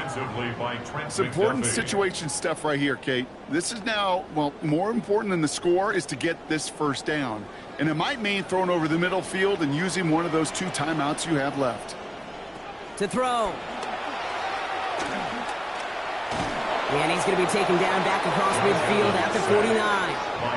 That's Jones again. And that's going to bring the offense to what you'd think is a must-convert situation on this 4th and short. Final quarter, this quarterback's just feeling the need to do a little extra, try to make something happen outside the pocket. The problem, defense wouldn't let them. They have that same kind of urgency. They want to make some plays of their own before they hit the showers. And they got one right there with that sack. San Francisco calls it 2nd timeout. And they're still going to have 1 left at their disposal. Kate, when Bill Walsh was implementing the drag route with the 49ers in the 80s, it sounded the same way as it did with Mike Holmgren and me with the Seahawks in the 2000s versus man on a drag route, run away. You see zone coverage, settle down, give your quarterback his numbers, and you can find a completion just like that. Throwing here, Allen. That's going to be caught by his back. McCaffrey. They track him down finally as this play goes for about 20. And that's going to be good for a 49ers first down. Okay, I know exactly what's going to happen. I've seen it once. I've seen it 100 times. Next week on the practice field, this running back's going to say, see, I'm not just a running back. I can play receiver. And you receivers, you couldn't do my job, but I just showed you I could do yours. And don't leave just yet, fans. He's got it for the touchdown. And there's still a small chance, Brock, that this one isn't over. It's plays like this that make him so well regarded across this league, Brock. Yeah, such just a difference-making receiver, Kate. Yep. You expect him to be the target down here. You did, I did, the defenders did. But what makes him a star is even when people know his number's being called, he still finds a way to deliver. And now for the point after, and crucially to bring things within a field goal. And he connects, so now one more kick from him. A field goal will tie us here in this 4th quarter. Lions 17, 49ers 14.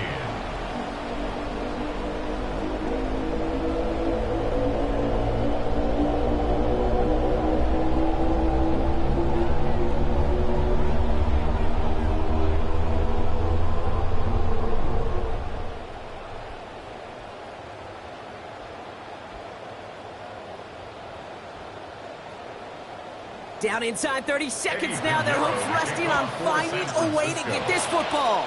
And this is brought in by the Lions. That should be enough to secure them this win. Recovered by the Lions. No question they wanted the ball back late, but you don't see many of these recovered by the kicking team in the NFL. You see even fewer recovered when they're actually expecting it, like they certainly were right there. The Lions offense returning to the field. They're headed out now defending not a 2-score lead, just a field goal advantage here. So wondering, Brock, is that going to affect how they approach a chance at closing this one out? No, I don't think there's any question about it. Yeah, I think if it's a 2-score game, it's run, run, run, take every second off and punt that ball. Not now. Now you've got to get to the plays that you trust and believe in the most. Into the victory formation they go, Brock, here on 1st down.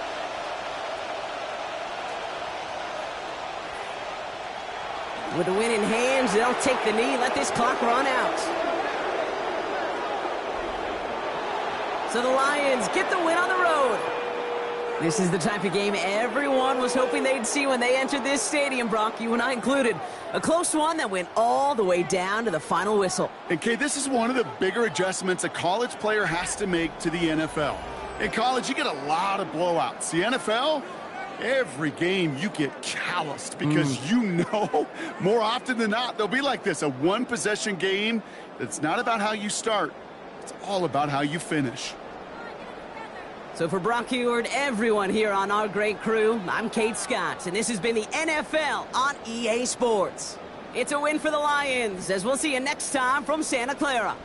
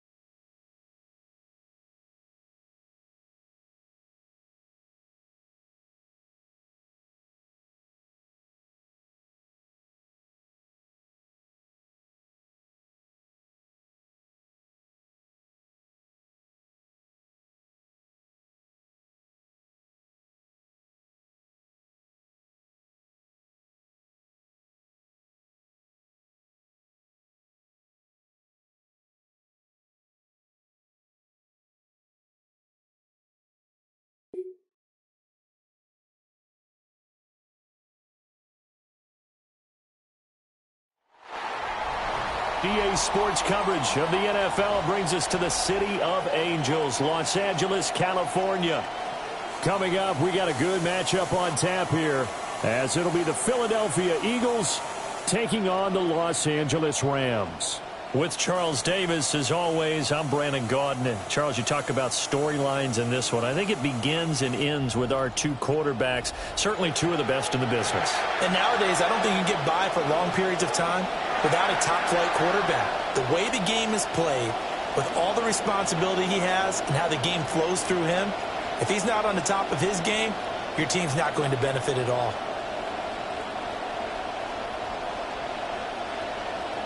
And off we go from SoFi Stadium.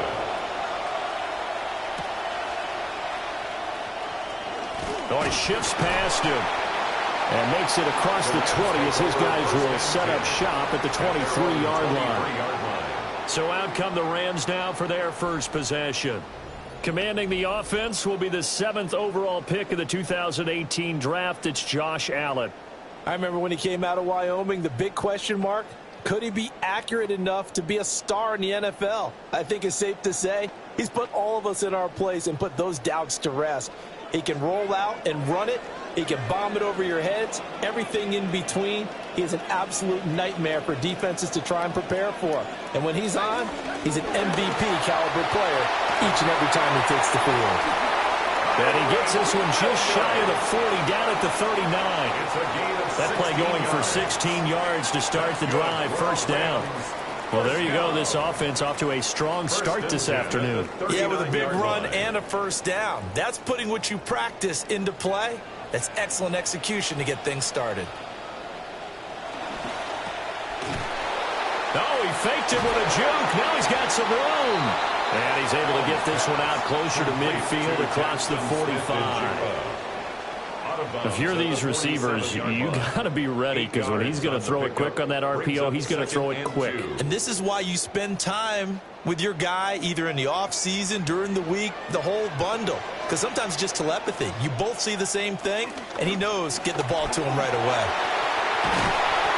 And a strong run there as he'll take this all the way down to the 35. It'll be a first down for the Rams there on a pickup of 18. Well, there's plenty of real estate for him to maneuver on that run, and let's face it, it shouldn't be a surprise. He's one of the better backs in the league. Had to come into this game with the idea, slow him down, otherwise it's going to be a long afternoon. Now Allen. To the right side and complete to Jefferson. And brought down, but not before they're inside the 25. 11 more on that one and another first down. So after several rushes to start the game, Charles, they go to the air there and get a nice completion. Nice mix-up on the play calling, right? Establish the running game, make the defense think you're going to do it again, and then hit them over the top. Now you've got them betwixt and between. They don't know which way you're going to come at them. Demario Davis there on the stop. They suspected that it was a power play up the middle coming at them, and boy, were they right.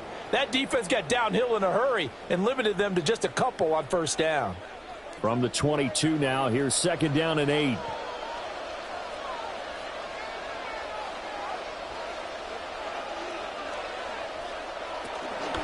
They run it again with Williams. And they get him behind the line, so that short gain on first down quickly negated. They wind up losing a couple there, so they go behind the original line of scrimmage, and now 3rd and 11 coming up. They're backed up here. Tough spot, needing 11 yards to pick up the first. They'll bring a receiver in motion left. Allen from the gun on 3rd down. Middle of the field to Jefferson. And he'll be stopped short of the first down right around the 18-yard line. That'll go for a gain of 7. And that'll bring up 4th down.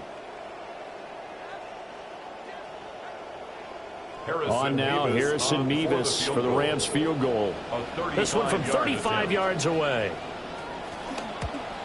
And his kick here is good. And the Rams have the first points here. It's 3-0. That was a long, sustained opening drive, but in the end, only able to get 3, the field goal out of it. And absolutely, you'll take the points and the early leads. You never give those back. But there will be a little bit of disappointment that they didn't punch it in for 6 after that kind of yardage and that kind of drive that they had. The kickoff unit is out on the field, and they will send this one away.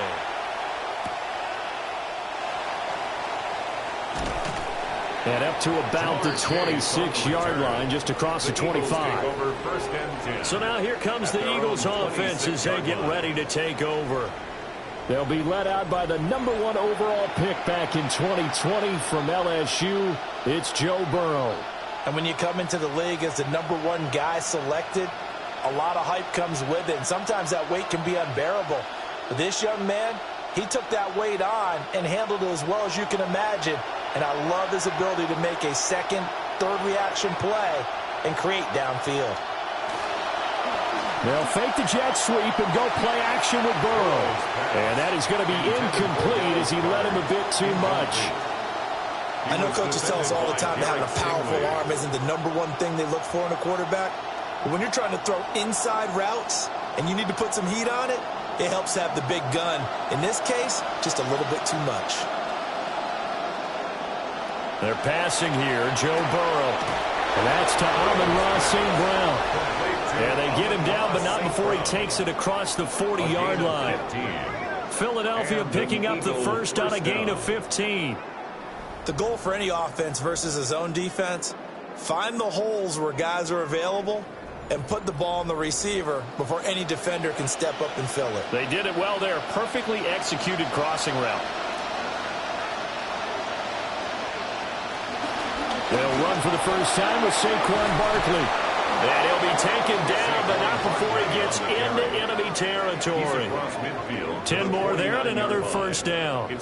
For a lot of guys playing this game, there's no better feeling than running right through a tackle. He's able to lower his center of gravity and churn his legs for a really nice pickup. So from Rams territory now, it's 1st and 10 at the 49-yard line. Open man right side is St. Brown. And despite the good footwork, he'll be hit and dropped shy of the 45. The goal of a wide receiver screen is get enough blockers in front to create a wall and let him pick his spot to run the football. How about the defense there, swarming to it and not allowing that to happen? Did not let him get downfield.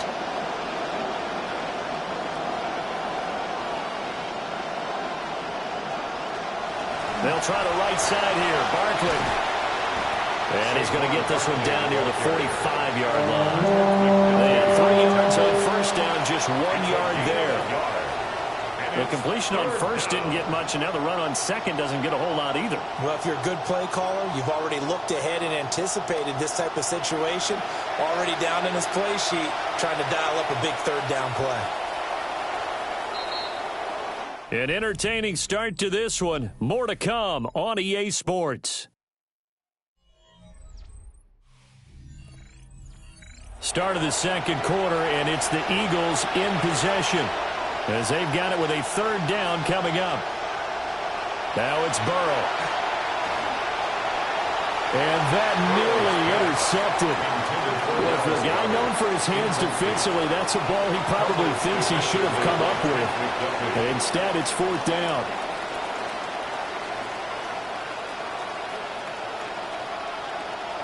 Out now is the punter, Braden Mann. Running back Kyren Williams deep for L.A. And this will be out of bounds. Now it's a question of where they'll mark it. And they'll say it crosses at the 11-yard line. So the Rams coming back onto the field, their second drive of the game.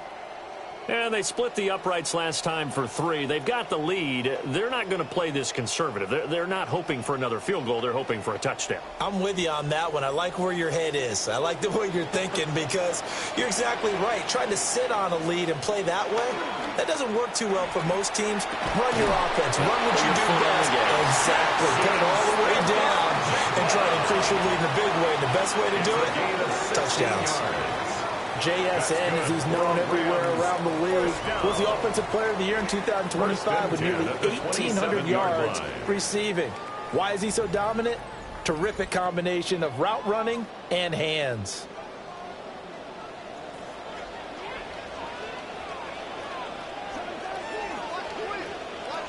Now a first down carry. It's Williams. He'll get a yard, that's all, as they get him down at the 28. Brandon, you're a big lover of music. How about what you just saw there? This is what I call playing the piano for a defensive lineman. The ability to move laterally up and down the line of scrimmage. How about the way he just flowed and got to the outside part of the field and made that play? 2nd and 9. Allen going to throw. Smith-Njigba with the grab. And he's brought down, but not before a really nice stiff arm to create a little space. Brings up 3rd down.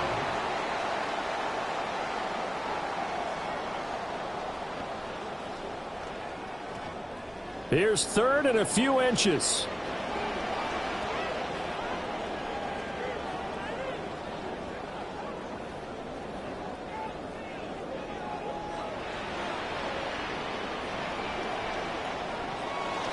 They'll try and run for it. Here's Williams.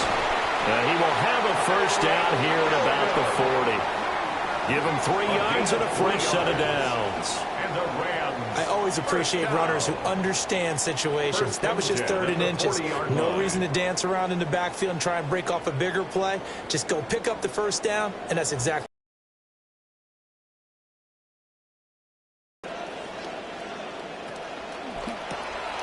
Quick throw here by Allen, complete.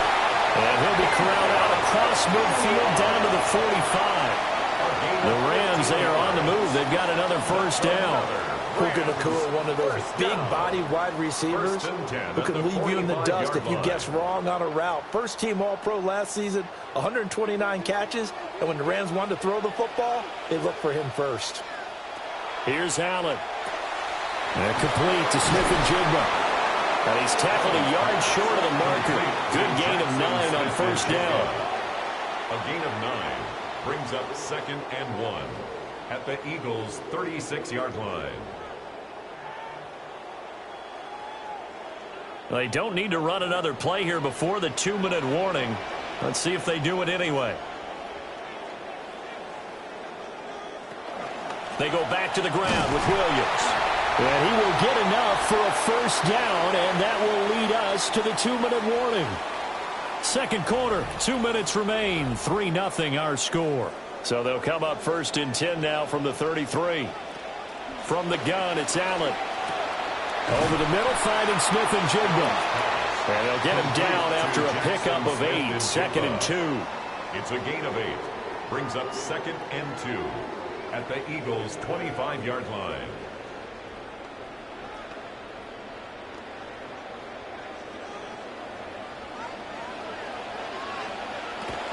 Up the middle, it's Williams.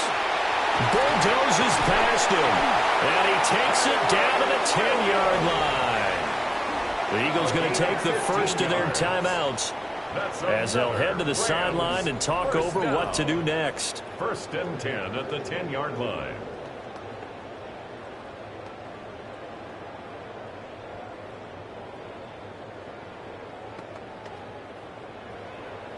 So not quite a 1st and goal. It's 1st and 10 from the 10.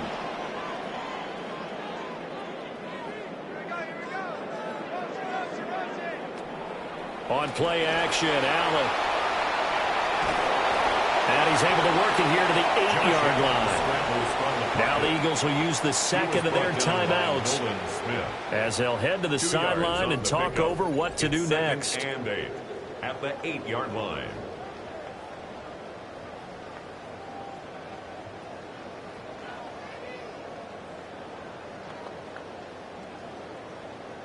This a 2nd and 8.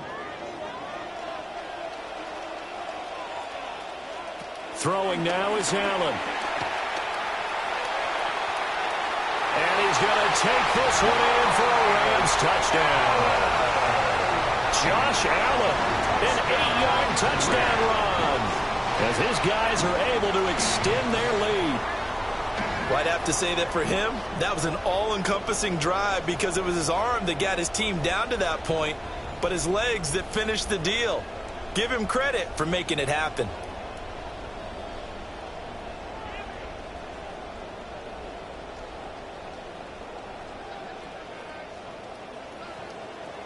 Harrison Mevis for the extra point.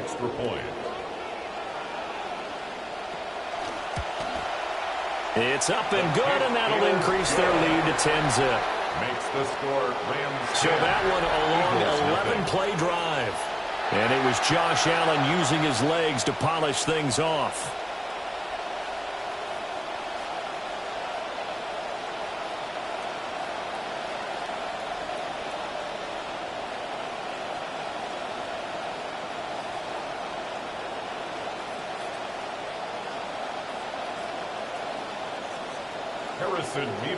The Rams kickoff team on the field, and here we go with the ball in the air. Now a crease here as he's past the 30. And a nifty return there all the way across the 40. So back onto the field, here come the Eagles for their second drive. Nothing for them yet from an offensive standpoint, down 10-zip as they come up 1st and 10.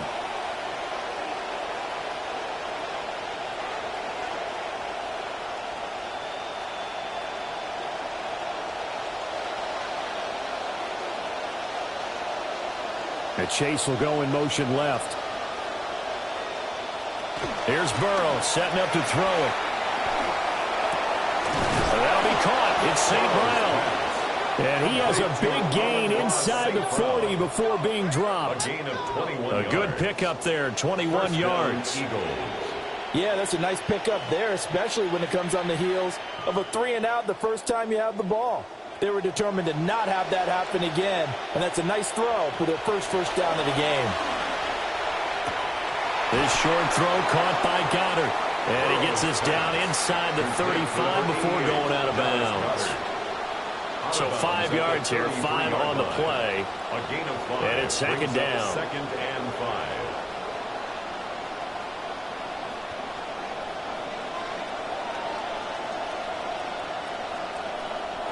Burrow looking to pass. And that's hauled in by St. Brown over the middle. That one a 1st down pickup of 8.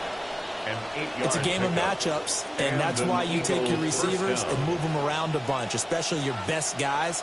And when they work out of the slot, you often hear the coaches talk about how great it is because it gives you a two-way go. You can break out or you can break in. That makes it hard to defend.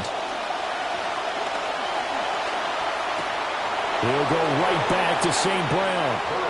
And out of bounds right around the 20.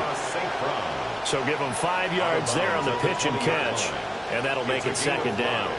One thing you're hoping for when you run drag routes, you're able to hit a receiver in stride, and he can pick up a lot of yardage after the catch. But in this situation, the defense was effective, able to stop him before he could get a good head of steam going. Out of the gun, it's Burrow. And he'll be hit as he releases it, and that'll fall incomplete. I'm really liking what I'm seeing from this defense because their coverage has been playing at a shutdown level so far. Even backed up late, they're forcing incompletions and fighting to keep them out of the end zone as the first half winds down. They come up now 3rd and 5 following the incomplete pass. Now Burrow. Quick hitter here, it's complete. And oh, he's just going to be short here, barely. Maybe by a half a foot. It'll be 4th and inches. And with just 4 seconds left in this first half, a timeout call.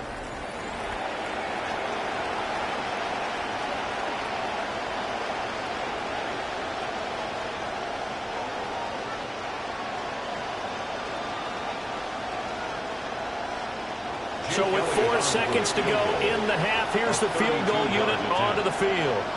That's just 32 yards officially from the right hash. The kick by Elliott is good.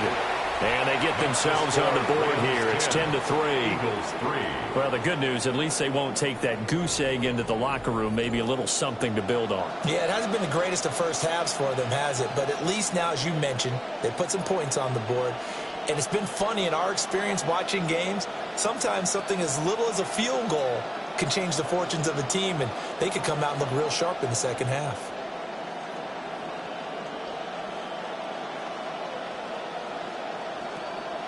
So barring a touchback, this likely the final act of the half as the kick is away. And that'll be a little too hot to handle as it will skip through the end zone for a touchback here.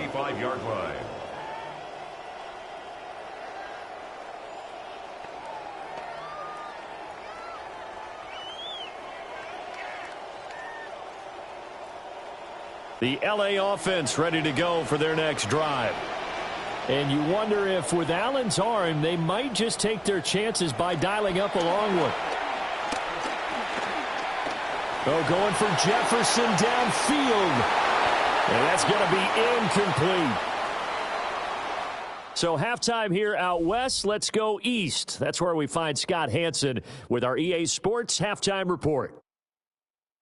All right, Brandon, thanks much. Scott Hanson, good to be with you from the Orlando EA Sports Studios with an abridged halftime report. This one shaping up to be a tight one, as evidenced by the scoreboard. Both these teams playing it close to the vest in the first half. What will happen in the second half? Let's find out as we send it back to the stadium and our commentary team, Brandon Godden and Charles Davis.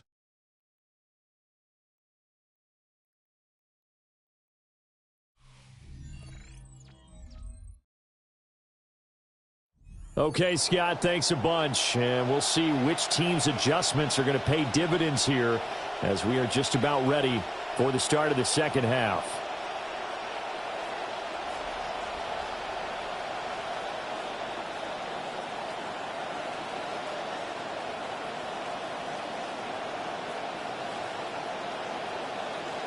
It's the Eagles ready to see the football first, and they trail here as we resume action in this third quarter.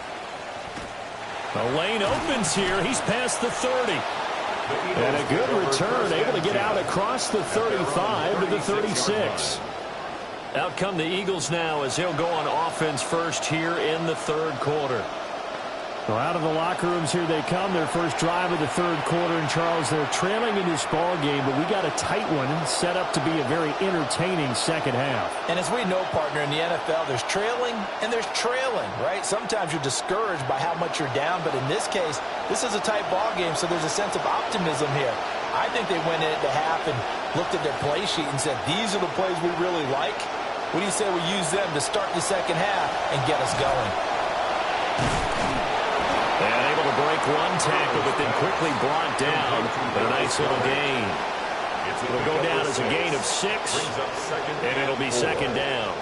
A few moving pieces on that play, because that was an RPO, was it not? It was, but one important piece that didn't move incorrectly, the offensive line. Because when you're running this play, as he continued down the line of scrimmage, sometimes the lineman can wander downfield. If you're more than a yard downfield, it's illegal to throw the football at that point. But they held their ground, held their spot, and turned it into a nice game. Getting it to him in space pays off big time. That winds up going for 31. That's the kind of play this offense desperately needed. They've got to be saying, our defense has kept us in the ball game. We're down, but we're certainly not out. And maybe that was the spark that they've been searching for. So from Rams territory now, it's 1st and 10 at the 27. On the option left, it's Burrow. And he fumbled it. It's on the ground. And inside the 20 before he's brought down.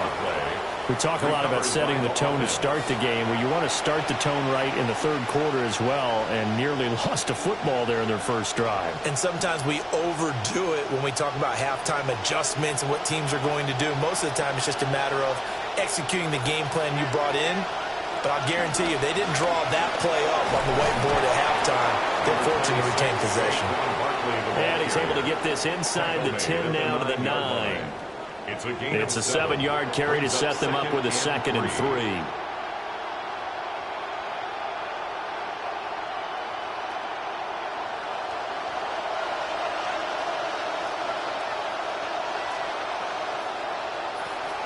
Again, it's Barkley.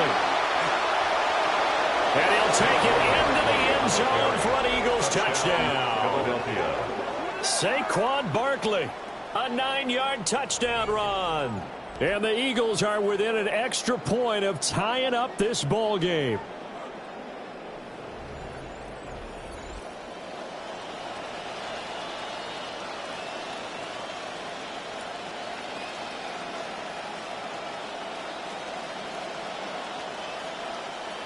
On for the extra point, Jake Elliott.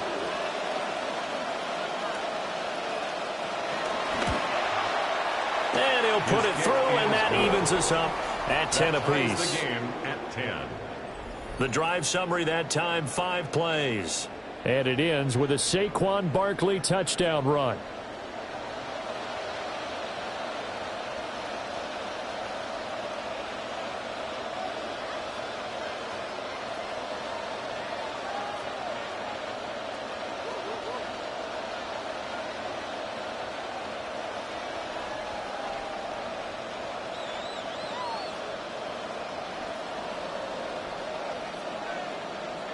Nothing separating these two teams on the scoreboard as the kick's away here.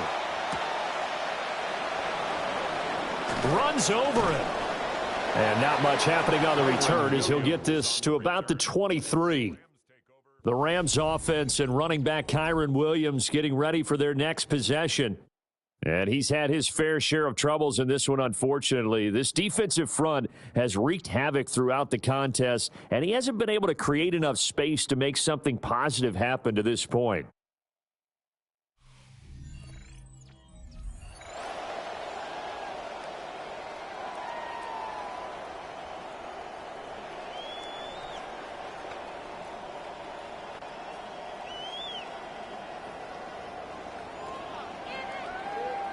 Looking to put a drive together.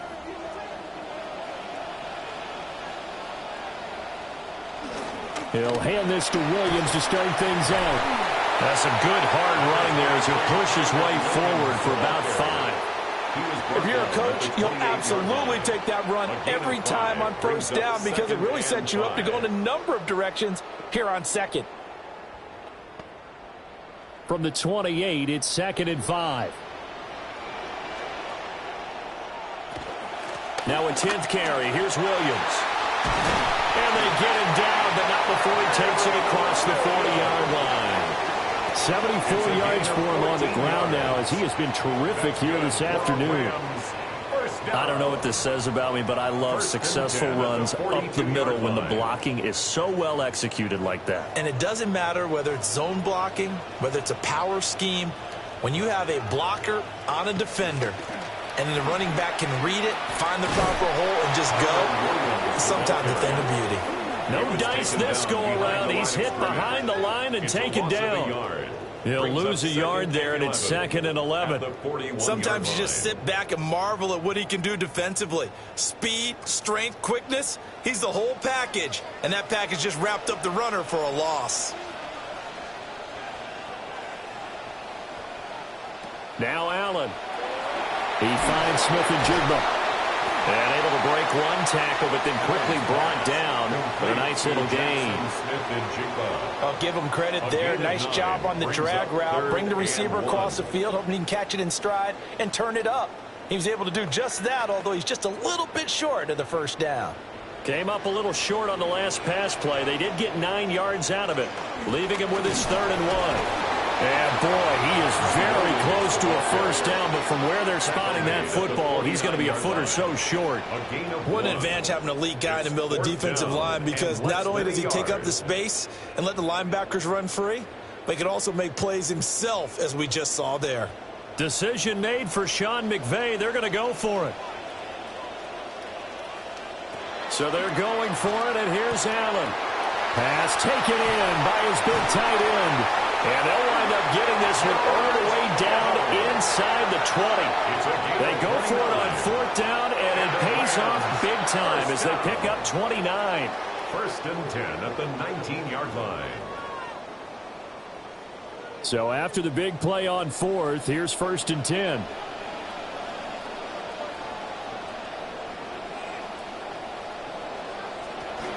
Now a give up the middle to Williams. And able to get him down, but he does reach the 5. And the gain here to the previous play, and it's better than 40 yards total. That's another Rams first down. 1st and goal at the 5-yard line. It'll be 1st and goal when we come back. We'll return with more after this break. You're watching the NFL on EA Sports.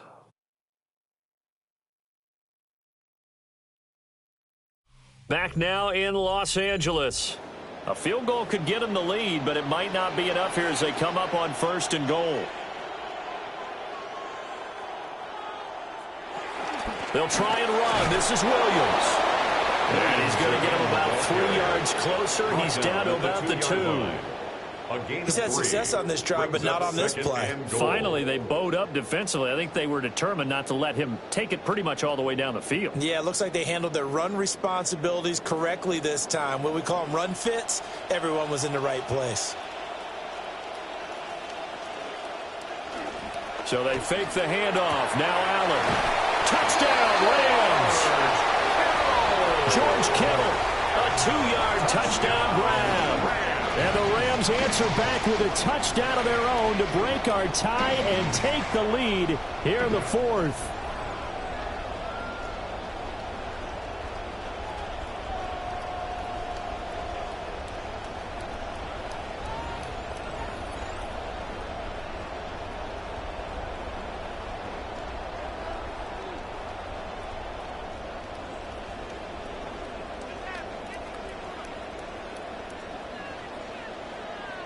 Honest Mevis for the extra point.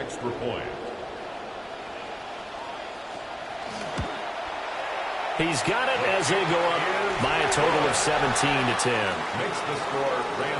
That time a 9-play drive. And it all ends with a George Kittle touchdown.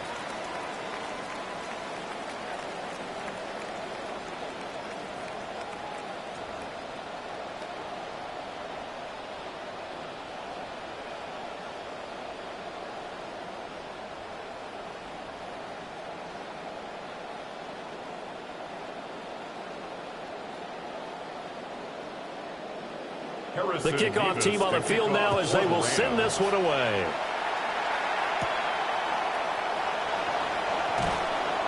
And able to get this out to the 25. Philadelphia's offense ready to go again. They now trail by 7 after that last touchdown here in the 4th quarter. What a big spot for this offense. See if they can cobble something together on this drive.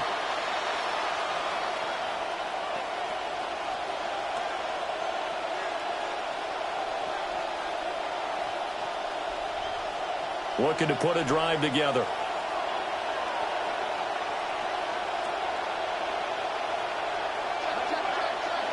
From the shotgun, Joe Burrow. It's caught on the right side. It's Smith. They'll be brought down on the 30-yard line after a gain of 6. One thing I think that's safe to say defensively, the tackling's been really good. And because of that, it's been very, very hard for them to move the ball because you're not getting the benefits of run after catch. You're tackling them almost on the spot. That means you have to run extra plays, harder to move it. Now it's Burrow. And it's incomplete. Took a shot, couldn't connect. Well, I think we were both wondering if we were going to see them try and push it deep downfield, facing a one-possession deficit late, and they certainly didn't disappoint. They gave it an effort. This a big play for both sides. What will we see here? 3rd and 4. Here's Burrow. He's going to have the hook up here to Chase. And he is going to have an Eagles first down as they're able to get the 3rd down conversion. That's the sign of a quarterback who is under control. He didn't try to erase this deficit in one fell swoop. You've got to take what the defense gives you, and that's exactly what he did there. Now they've got a new set of downs to work with.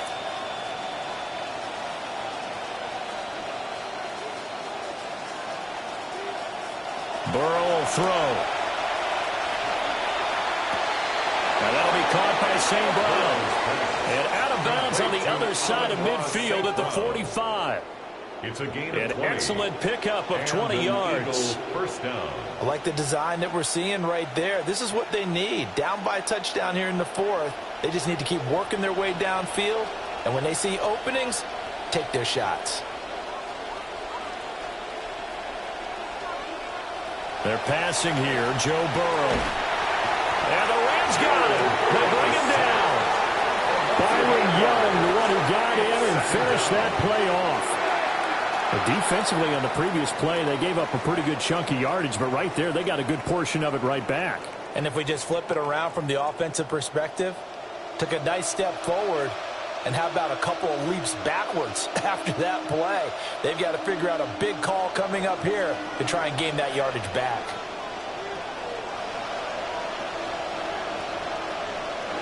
Throwing on second and long. Burrow. And this throw incomplete. And the defender all over him that time, but it's going to lead to third down. My first thought is surprise because that's one of the better tight ends around, and I've seen him pull in balls like this before. But how about a little credit to the defense forcing that incompletion? Possibly a turning point. Big play coming. This is third and long. They'll look to throw. Looking deep here for Chase. And unable to connect. Incomplete. Now give them credit. They took their shot, but it's going to bring up fourth down. Some coaches like to take the shorter, more reliable yardage, and some, they like to go for the big shot. No fear in risking a deep ball there, but it wasn't enough to get them the completion. The Eagles send out their punter now, as he'll kick it away for the second time. And they'll get off a fairly short kick here as this is toward the sideline. L.A. set to take over again on offense. Their defense got the stop, forced the punt, and now you really start to monitor the clock as they nurse this slim lead.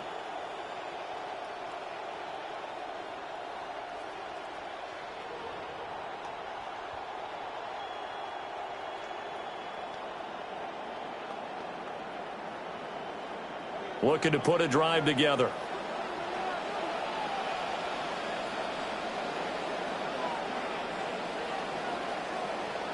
They'll bring the tight end in motion right. Play action. Now it's Allen. And he's got Smith and Jigba. The Eagles going to take the first of their timeouts. That'll leave them with 2 remaining. We'll be back after this. First down. First and 10 at the 41-yard line.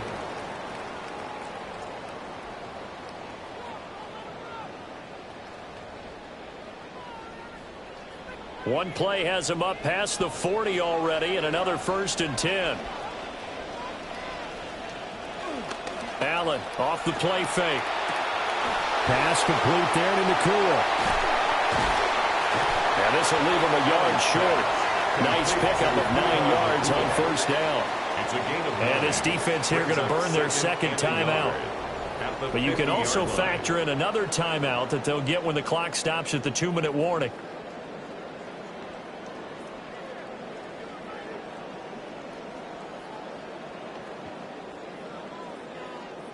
Second down and a yard.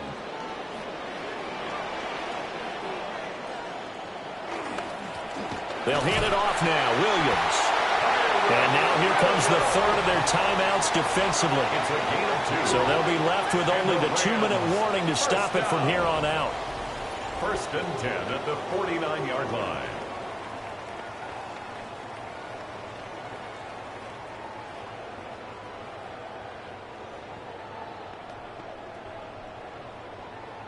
Not totally home free yet, but it's looking good as they come up first and 10. Now a man who's been busy this afternoon, it's Williams. And they'll take this to the 46. Well, the objective there, I mean, yes, the positive gain, that's nice, but work some clock. Yeah, you're exactly right, but the problem for them is still within a possession. So they can't just sit on it running the ball. They'll have to find a way to throw it effectively as well. Fourth quarter, down to the final 2 minutes, and we've got a one-score game. So it's Rams football here as we get you reset. They've got a second down now as they search for a way to get this one to the finish line. Look at the big fella go. Down inside the 10. Touchdown, L.A. George Kittle with now 2 fourth-quarter touchdowns. And the Rams have opened up a 2-touchdown lead here in this fourth quarter. For a big tight end, he can sure move like a slot receiver when he gets a head of steam going. And as a defensive back, you've got a big decision to make when he's moving like that.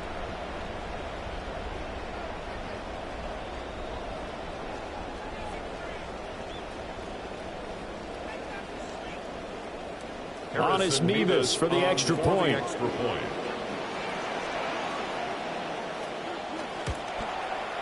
And the lead is up to 14.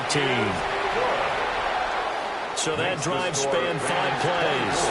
And it all ends with a George Kittle touchdown.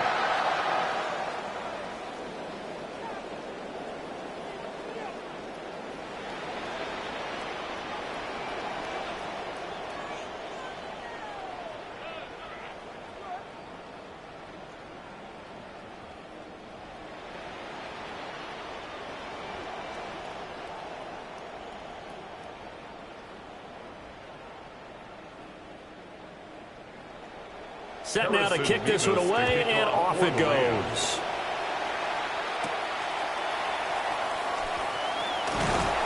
And he won't quite make it to the 25. So now the Eagles down by 2 touchdowns. A minute 50 to play. It's been a struggle to score all day, and now they need to do it twice here late to have a chance.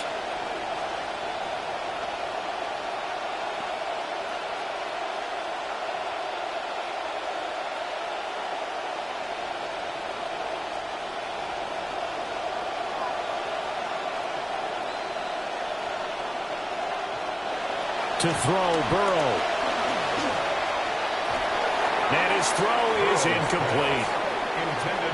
Well, they've certainly had trouble unlocking this defense through 3.5 quarters, so I don't expect it to get any easier now. You know they're going to be sitting back and waiting on everything, and they force an incompletion there.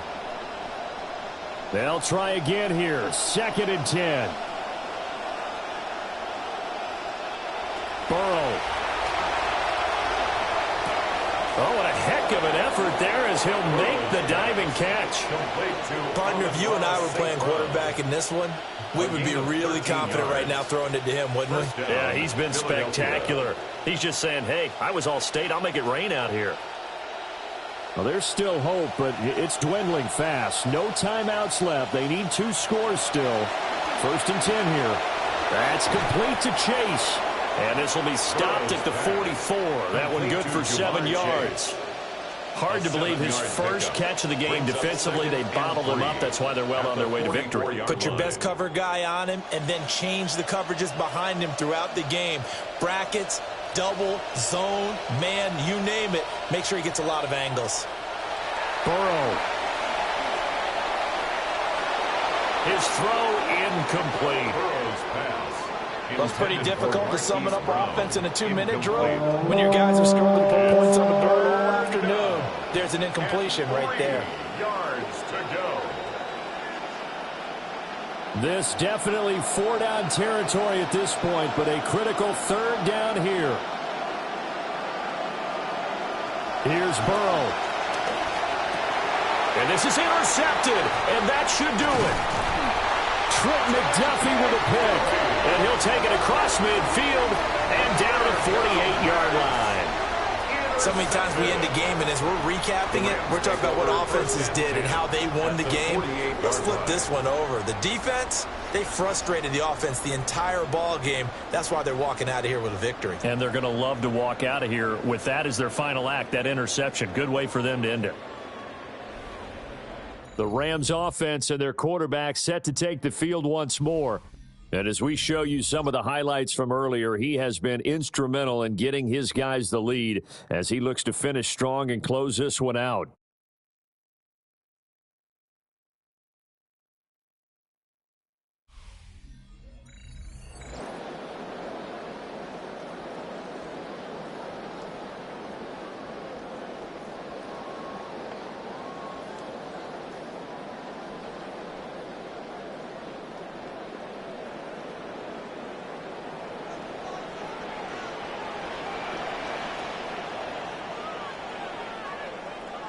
The Rams go victory formation as they take the knee. Well, CD, for the losing side, they had opportunities in this one, but big plays just didn't go their way, especially late, and they have to suffer the L here. It certainly felt like that takeaway, once it happened, it knocked the wind out of their sails, and they just couldn't get their equilibrium back. So that'll just about do it for Charles Davis. I'm Brandon Gaudin. You've been watching the NFL on EA Sports. For more, log on to easports.com. From Los Angeles, so long, everybody.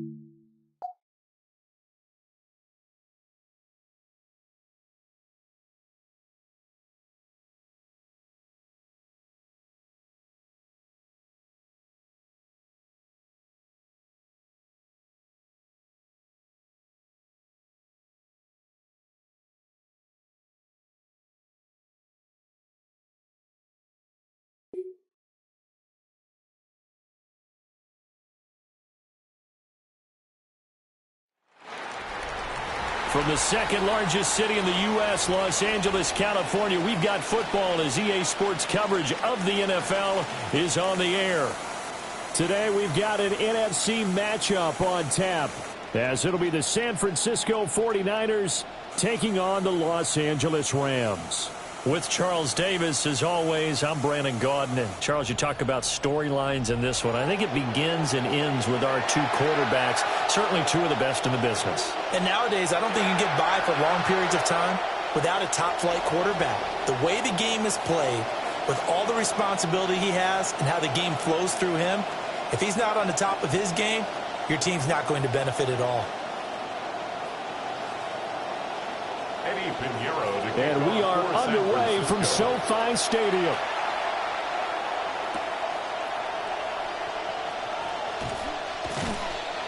And able to get this across the 20, but not much further as he's dropped it to 23-yard line. So out come the Rams now for their first possession. They'll be led out by the 7th overall pick in 2018 from Wyoming. It's Josh Allen. And in this league, there are many quarterbacks who have their most success running the ball, while there are others who have big arms. There aren't too many guys who can do both. And at the end of many games, this guy leads his team not just in passing, but in rushing as well. Allen looking to throw it right at the outset. And that is incomplete. Oh, the coverage a little too good there, and it's second down. Incomplete. Man coverage to start the game, and I expect we'll see a good amount of that. They trust their secondary to hold down the fort and let their pass rushers get home. And that's a good job right on play one.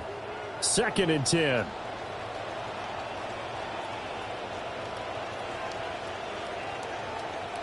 Smith and Jigba in motion right. Allen now looks to throw. And his throw's going to be incomplete. This defense has passed its first two tests by forcing back-to-back incompletions. They know there's probably another throw coming on 3rd down. Let's see if they decide to force the issue by sending people on a blitz. So 2 incompletions have led them to an early 3rd and 10.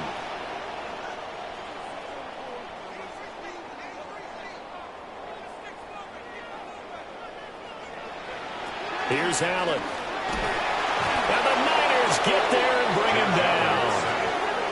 Max Crosby drops him for a loss of 10, and it's going to be 4th and long.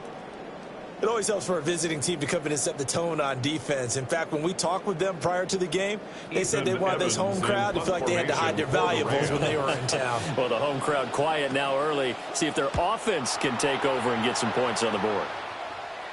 And now a fair catch called for and taken just outside the 40-yard line. So here's the first drive now for the 49ers. They'll be led out by the #1 overall pick back in 2020 from LSU. It's Joe Burrow.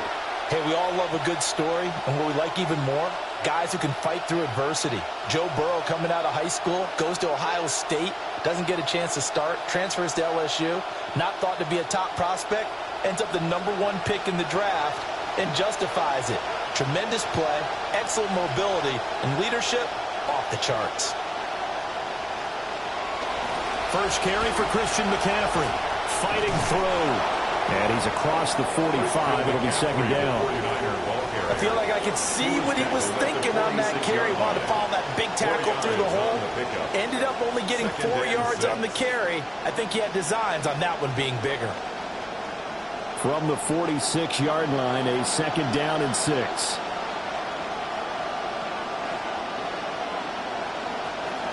Again, they run. Again, it's McCaffrey. On a determined run there as he's going to take this all the way down near the 40. He'll get a dozen there, and it's a first down, 49ers. That's a very nice game there. Confidence-building run. Love the execution up front, and the way he pressed the hole, absolutely perfect.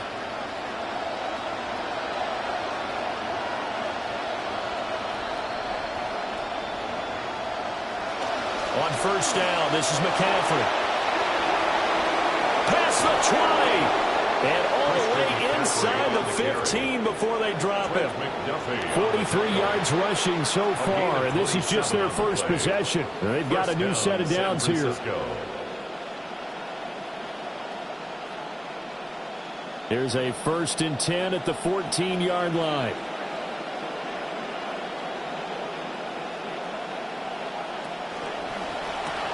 A quick throw caught by Evans out wide. So just 3 yards on the completion there. And it'll be second down. Early on, you just want to get your quarterback in a rhythm, and that's exactly what they're trying to do with that short completion. Build some confidence, and then you can start working the ball farther down the field. 7 yards left for second down. Ball at the 10. There's Burrow setting up to throw it. Open man is Chase, complete. No gain on the play. 3rd and 7 now. Brandon, just mark that under the category of just not successful. Trying to throw the ball, just didn't work on that one. Completed it. No yardage. They had the catch on second down, but it didn't help at all, and now they're looking at 3rd down here. Burrow looking to pass. And this is going to be incomplete. Man coverage is certainly a staple of their defense, and it's built for plays like that, forcing that incompletion.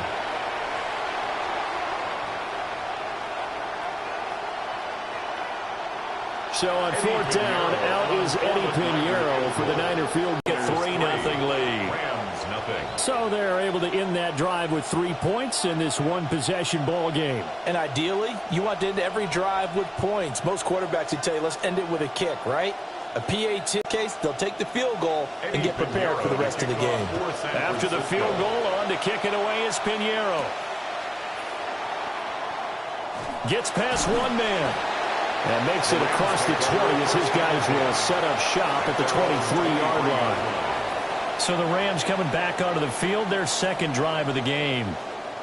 These guys definitely hoping for a better showing than their last appearance. They couldn't really even move the football much beyond the shadows of their own goalpost, Charles. We'll see if they can get a better, more sustained drive going here. Yeah, and every team that we ever talk to says the exact same thing. When you start a drive from that deep in your own territory, the goal is a minimum of at least 2 first downs, because even if you have to punt then, you change the field position, right? You flip the field a little bit. They didn't get that done. This time they want to string together a nice drive and help themselves out. The Georgia man, Roquan Smith, came in and got him. Boy, you go 3 and out on your first drive, and that's not the way you want to start this drive either. Doesn't seem like they're really into it just yet. No, first 4 plays, you don't want to call it a disaster, but not looking very sharp. So the first play of the drive lost 4. Now they'll look to move it forward here on 2nd and 14. And they'll send the slot in motion left. Going to be taken in here by Nakua. And he'll be out of bounds at the 25-yard line. It's a gain of 6. Makes it 3rd and 8.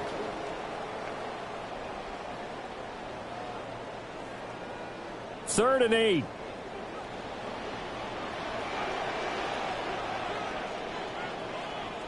Now Allen. That is caught. And he is going to have a Rams first down as they're able to get the 3rd down conversion. Well, I think when they look at their offense, they think to themselves, weapons everywhere, and they want to move the ball around. They want to spread it to different people, but you absolutely know they want to get this man involved as well, and that's what they just did on that play. From the gun, it's a run for Williams. And he's got this one across midfield into 49er territory. 9 yards is the pickup there, and they'll have a 2nd and 1. Next, the receivers helped spread the defense out, and they were able to come through with a slashing run. Well, to that point, it's going to be interesting to see the personnel chess match as this one progresses. Yeah, you're exactly right. Can they continue to create running lanes out of passing sets? And if so, it's going to be a long day for the defense. Oh, some strong running. And he gets it inside the 35 and just shy of the 30. It's a gain of 14. First down, Los Angeles there with a pickup of 14 yards. We are in for a good one as we're through one on EA Sports. The Rams with the football here to begin the 2nd quarter as they've got it with a 1st and 10. A give to Williams running right. And he can only manage to get a couple. 2nd and 8 coming up. Well done to sniff that out defensively. He had it diagnosed pretty quickly. I love that description because diagnosed is perfect on that one. Read his keys, made the play, and he couldn't even get going moving the football. They'll stay on the ground with Williams. And the reinforcements come in as they're going to stop him behind the line. It's a loss of a yard, so it's back to 3rd and 10.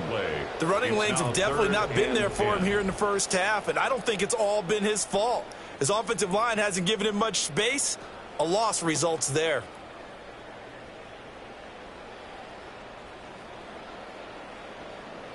Here comes the 8th play of the drive, and they need a full 10 yards on 3rd down. Working out of the shotgun. Here's Allen. The first catch of the game for George Kittle. And all the way to the 2-yard line there before crossing over out of bounds. They're able to convert on 3rd down, and that sets up a 1st and goal. This offense has been slow to get started, but that play will certainly give them a little bit of life. Maybe the late wake-up call that they had been seeking.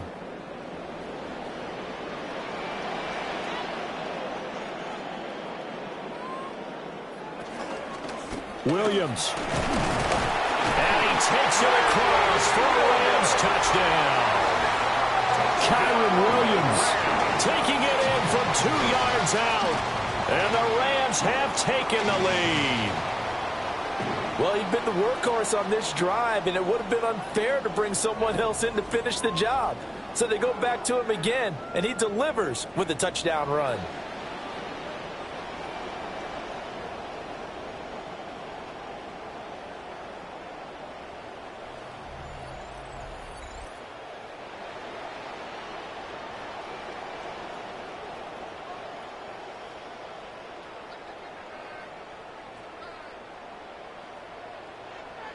Harrison Mevis for the extra point.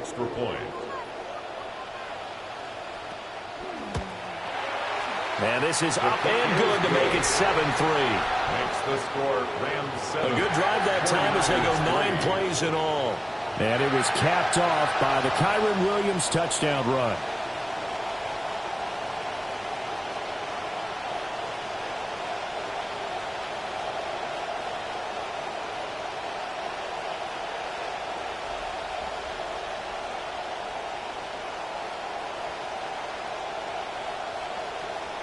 The Rams kickoff team on the field, and here we go with the ball in the air. And he brings us out past the 20 to the 24. Back out there comes the 49ers offense ready for their second drive. Their drive last time, it stalled out. They were forced to take the short field goal. And the key phrase, you nailed it, forced to, because you know coaches look at these short field goals as a last resort, right? To them, that's not how drives are supposed to end. You're supposed to put 6 on the board. That's a consolation prize. Like going to the county fair, you don't get the big stuffed animal on that one, do you? No, you don't go top shelf. That's bottom shelf material.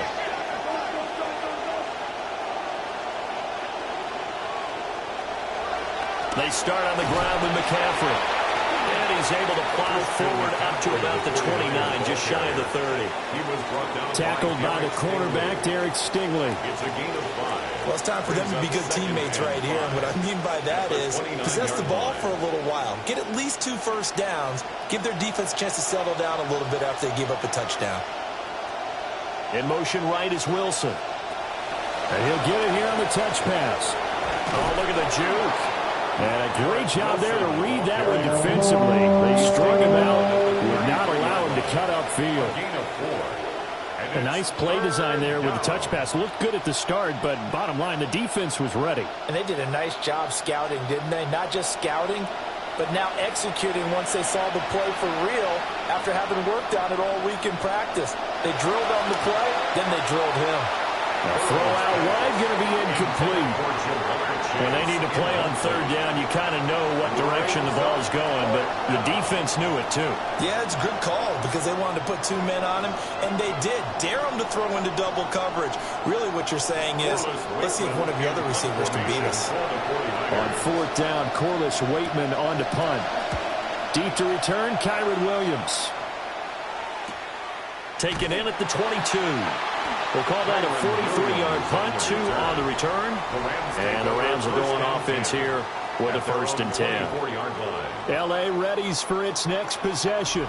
A long drive last time out for this offense, Charles. If you remember, they started basically in the shadows of their own end zone, marched it down the field, and a lot of that was through the passing game. And, partner, as a former defensive back, I'm having almost a physical reaction watching what's happening right now, but let's give credit where it's due because they've done an excellent job moving the ball through the air. Secondary getting picked apart pass by pass.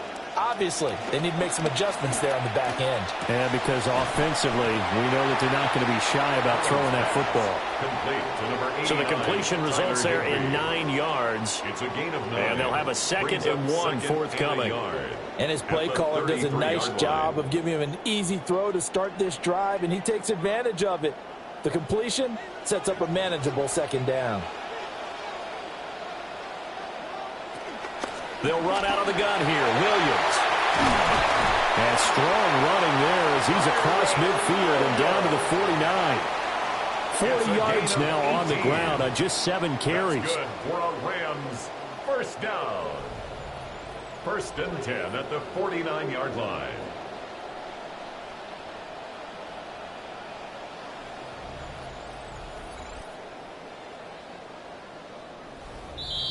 Two minutes to play in this first half. 7-3, our score. Back-to-back good plays have them on the move on 1st down.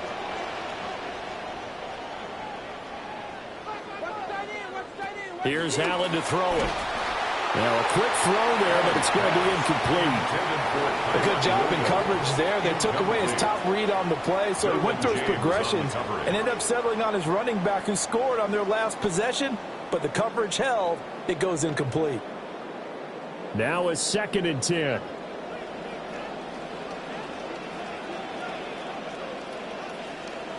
And the slot man goes in motion left. So the shotgun snap to Allen. Smith and Jigba pulling in a one-handed catch. That one a gain of 20 in a 1st down.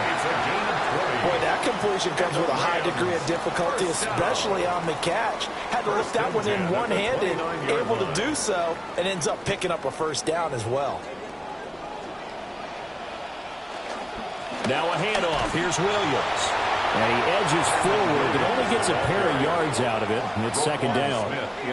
Defensively, we always know that he is tough in run support, and I think the way that he gets there is he understands what an offense is going to do before the ball's even snapped. A great job of scouting prior to the game, then reading, reacting, and taking the right path to the ball carrier.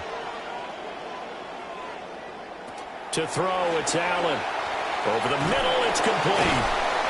And a nice job to break free of one tackle, but it slowed his momentum somewhat, and he's taken down right after. A gain of 5. And now it's 3rd and 3.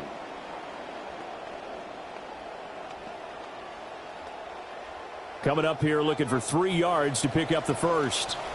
Now Allen going to back away and call a timeout as the clock stops here with 46 seconds remaining in the first half.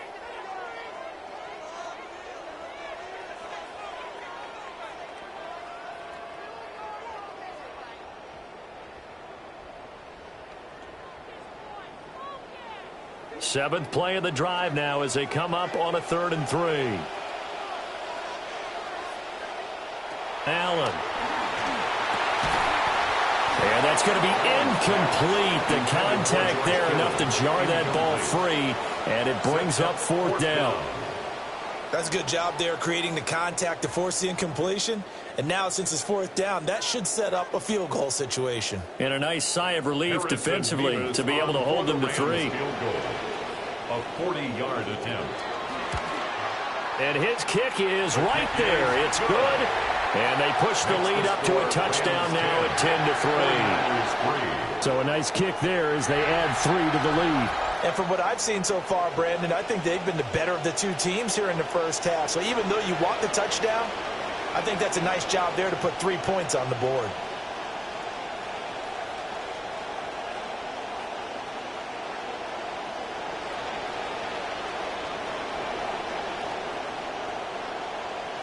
Out is the kickoff unit as they run up and send this one away.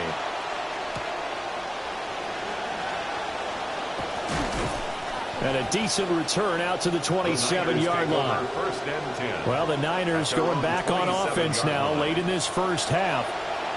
With this slim deficit closing in on the end of the first half, we'll see if they can move this at least into field goal range and try to get 3 out of this drive.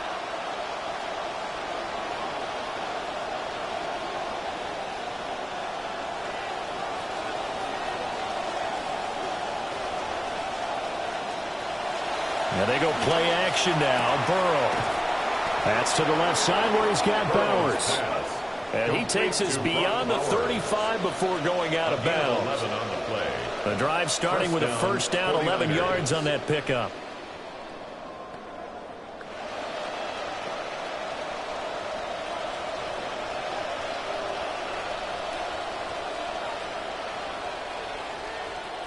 From the shotgun, it's Burrow. That's to Bowers once again. And he's able to get this one out closer to midfield across the 45. So the completion results there in 9 yards. And that'll give him a short yardage situation here for 2nd down.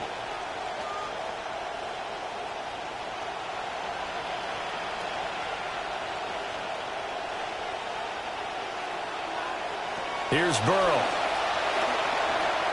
And he'll dump this off to his running back, McCaffrey. So they'll get nothing out of that play. And that will bring up 3rd and 1. Brings up 3rd down.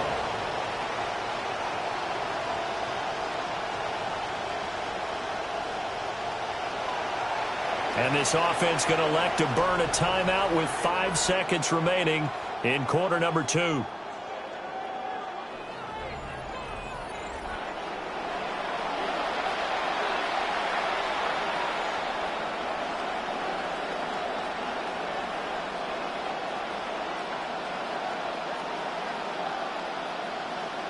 Trying to get one more in here before the quarter breaks.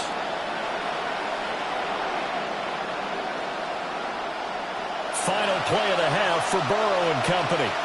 Oh, he's going up top for Wilson. And a little floater there is incomplete. So halftime here out west. Let's go east. That's where we find Scott Hanson with our EA Sports Halftime Report. All right, Brandon, thanks much. Scott Hanson, good to be with you from the Orlando EA Sports Studios with an abridged halftime report. This one shaping up to be a tight one, as evidenced by the scoreboard. Both these teams playing it close to the vest in the first half. What will happen in the second half? Let's find out as we send it back to the stadium and our commentary team, Brandon Godden and Charles Davis.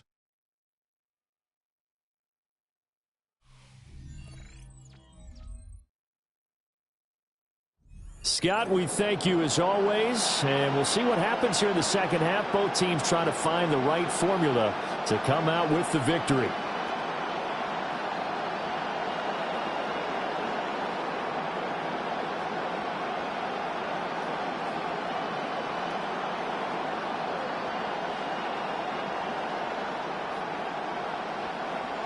The 49ers going to have the football and trailing on the scoreboard as we get back underway on EA Sports. Oh, a dangerous return man showing it here. And good starting field position. He'll get this one all the way up to about the 35-yard line. Here comes the 49ers offensive unit as they'll have it first to begin this third quarter. And they're still very much in this game, although they do trail.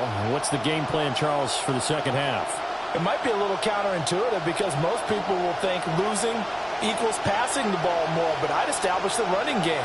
They kind of went away from it in the first half. I think if they get back in balance, it'll help them when they put the ball back in the air. And he sneaks his way forward only for a couple here. Second down. Oftentimes we praise an offense for their variety, being able to hit people with the run and the pass, but in this game, how about what we're seeing from the safeties? They are all over the field. Doesn't matter if they threw it or if they're trying to run it. I don't think we've ever awarded an MVU, most valuable unit, but you're right, it might go to them in this game. I like that, MVU. Well done. And that'll be incomplete. Took a pretty good shot as he tried to pull that one in. Couldn't hang on, third down. We saw this a lot in the first half, and it continues. These receivers just not able to get much separation. So that means they have to win the 50-50 balls. They've got to go up with the defender and find a way to start coming down with them. And this time, contact and another incomplete pass. Now it's Burrow. Over the middle, that's caught by Chase. And this effort won't do it. He needed to get to the 45. He's a yard or two short. That's good. The completion there for 7 yards. And that's going to bring up a fourth down.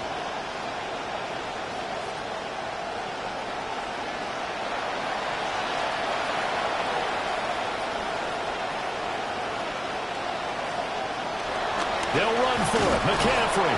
And he brings this up to the 46. Good enough for the first. A big roll of the dice on 4th and 1, but it pays off. They convert. At first glance, I actually wasn't sure that he got it, but he ended up getting it by about a full yard. He certainly did, but it took a little effort, didn't it? Took some nice push, a little crease inside, and some determined running to make sure that he got the first down. Back to the ground on first, it's McCaffrey. And they'll get this just to the 47, 1-yard gain. Yeah, things were pretty stacked up there in the middle of the line. A lot of bodies, not much space. I think ultimately he was fortunate to get anything out of that run. They work now on 2nd and 9.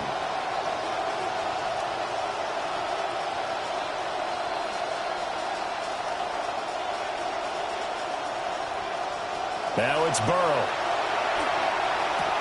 Short throw caught by Bowers. And that'll be good for 8 yards to the 45. Brandon, perfect defense in this situation would have meant that there was an incompletion that would have picked it off. Okay, so they gave up the completion. But I really enjoyed watching how the defense stayed in sync, stayed in great communication. And as he dragged across each zone, you see him pointing, communicating. There he is, and they passed him off to each defender. Ended up making a nice play, even though it was complete. And he is going to have a 49ers first down. At least it would appear that way. He didn't get it by much, but yes, they do get the conversion on 3rd and 1. There's a lot of different formulas to winning football, but one constant over the years, winning on 3rd down. That pickup there was big because they had struggled throughout this one. Still in search of their first touchdown of the game, but they're on the move. 1st and 10. They stay on the ground. McCaffrey again. And he is met at the line of scrimmage, and he goes down right there. No gain on the play. It'll be 2nd down. As usual, the hallmark of a good run defense, linebackers making plays near the line of scrimmage. Absolutely nowhere to run there. Third quarter of a tight football game as we come up on a 2nd and 10. Shotgun handoff down to McCaffrey. 60 yards rushing for him now in the ball game. That was a good run, and it got to the second level. And what I mean by that is that's where the linebackers usually play. First level being the defensive front, last level being the secondary. But the strong safety position ended up making the tackle, and oftentimes we call them a hybrid. Combination defensive back, combination linebacker. We saw the linebacker make the stop. Dancing away at the 35. And he is going to have a Niners first down by about a yard as they find a way to convert there on 3rd down and 5. Well, he picked up the first down, but he violated running back 101 in short yardage situations, didn't he? I mean, with the fancy footwork? Yes. You're supposed to just make that one cut and go. But I think that move that he made, that did allow him to pick up the first down. Without it, I don't think he gets it. First carry of the game for Zamir White. And only able to get 2 here. Stopped at the 30. Oh, that's a real nice job there by the defensive front. They just engaged and held their ground. But how about the guy who made the play? We often talk about whether they take a good first step or not. Many times you just don't take any step. Just get your feet moving, get your body going, and then once he made the read, he was able to make the play. And this throw will be intercepted. Picked off by Jalen Watson. And the Rams are going to take over at their own 30-yard line. Tough one there. First drive of the 3rd quarter, throw an interception, and now a chance that they could be in even a bigger hole if they can convert this into points. Yeah, but how good do you feel if you're that defensive coordinator right now? Because you just know that the head coach looked at him and said, turn him loose, big man. And he'd be able to take a few extra chances playing with this type of a lead, and boy, it paid off.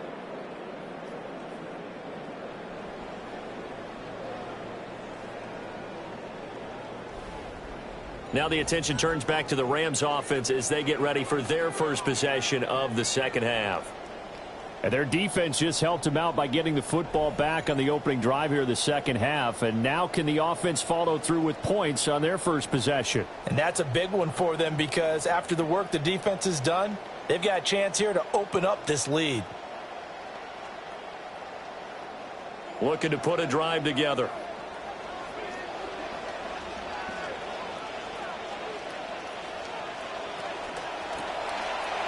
Firing quickly is Allen. That's complete. And he was able to shed 1 tackle but could not get away from there.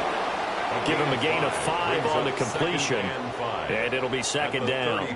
He's been quiet today in the passing game, just his second catch. Yeah, and people have to come up with schemes to limit him. And what a lot of teams do, they'll double him, use a linebacker underneath, a safety over the top.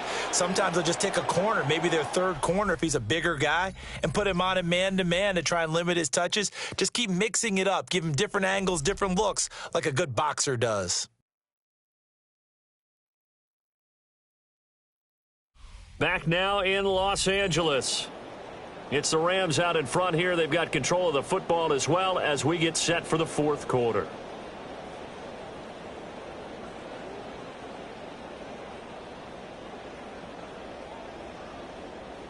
Ball on the 35. Here comes 2nd and 5.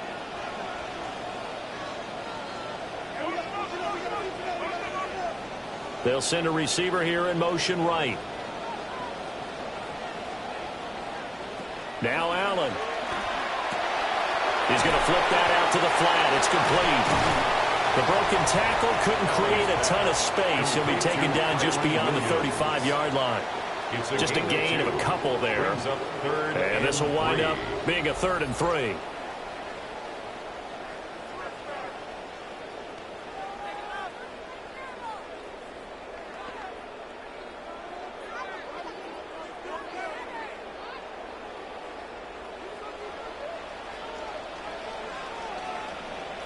Allen going to throw.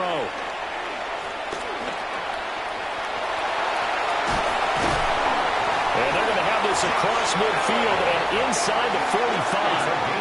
Josh Allen, very athletic at 6'5", showing the versatility, picking up the first on the scramble. So there you go. Save your best scramble of the day for a big-time situation in the 4th quarter, picking up the first. You don't want to use it up early, right? You want to make sure you save it for that exact moment, that key time, and that's what he did, although you and I both know it wasn't planned that way. But what a nice job using his eyes, scanning the field, and realizing when it was time to exit the pocket and go. Another nice gain. That's now 30 yards between those last 2 plays. I think we're seeing the effect that runs like that are starting to have on this game. They're a little bit slower, that front seven, reacting to the football, almost like body blows in boxing, slowing them down, and they're really starting to take over in this game. To the air, Allen. And complete to Smith-Njigba. And finally, down he goes as they work it inside the 10 to the 7. A big play that time on the catch and run. And it's going to yield a new set of downs. First down. First and goal at the 7-yard line. So first and goal, 6 points here would go a long way toward wrapping this one up.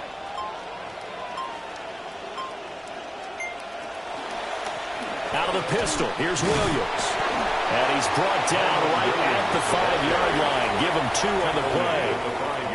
The 49ers now going to use the first of their timeouts. That'll leave them with 2 remaining. We'll be back after this.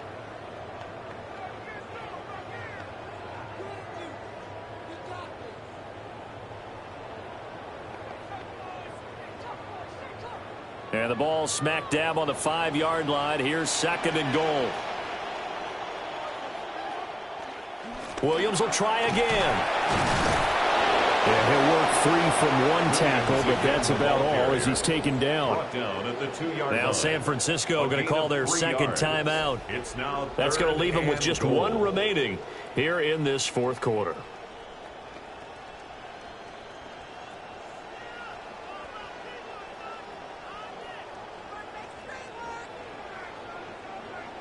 A lot of tired bodies on that field, but this is a big play, 3rd and goal. Throwing now is Allen. Screen play set up for Williams. Touchdown! Kyren Williams. He scored on the ground and through the air. And the Rams have opened up a 2-touchdown lead here in this 4th quarter. We talk so often about how hard it is to win in the NFL when you turn the ball over, and here a late turnover leads to a 4th quarter touchdown and a 2-score lead. And what's more important is being able to take advantage when a turnover presents itself. You've got to come up with points to make the other guy pay. They're able to do so here, and they've got a pretty good chance now of winning this football game. Honest Nevis for the extra point.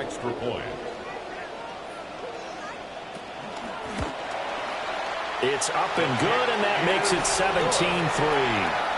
Makes the score Rams. So that drive goes 8 plays. And it winds up with a touchdown for Los Angeles.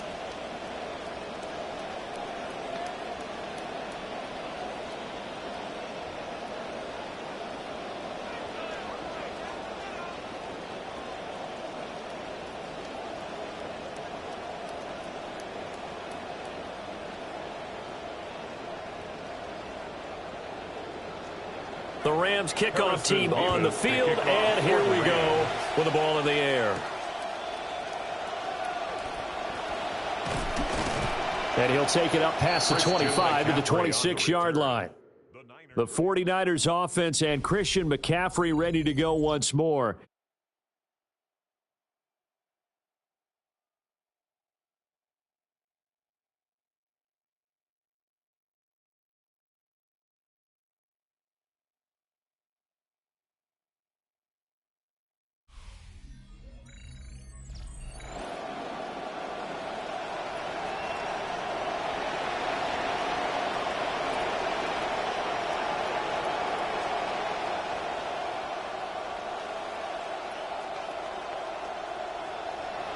Looking to put a drive together.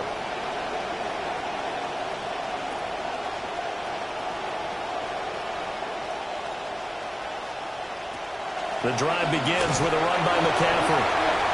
The tackle there by the safety, Xavier McKinney. I think they want to start getting back into this game. It behooves them to get better on first down. Yeah, certainly not what they were looking for there out of the opening play of this drive. They'll come up now, 2nd and 9. Now Burrow. He's going to have the hook up here to Chase. And to the 36-yard line, taken down there after getting 8 yards. 8 yards. And it's 3rd down. 2 minutes left to play in this football game here on EA Sports. So it's 49er football here as we get you reset. They face a third down now as they try to find a late score. Oh, what a heck of an effort there as he'll make the diving catch. When you're a player of his stature, you don't just circle the games on your team's calendar. You circle the Pro Bowl. Without a doubt, that's a game that you just figure you're going to be in each and every year. And it's because of catches like that. That's why he goes. One timeout at their disposal, but more pressing is the need for 2 scores, obviously. Here's 1st and 10. Oh, and that is incomplete. That was one they needed to connect on. They're down, but not quite out. So you have to figure, with under 2 minutes to play, they need to hit on something in very short order. Another try, 2nd and 10 now.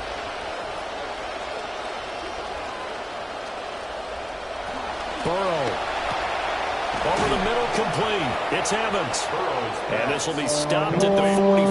That one good for 7 yards. You got the big lead defensively.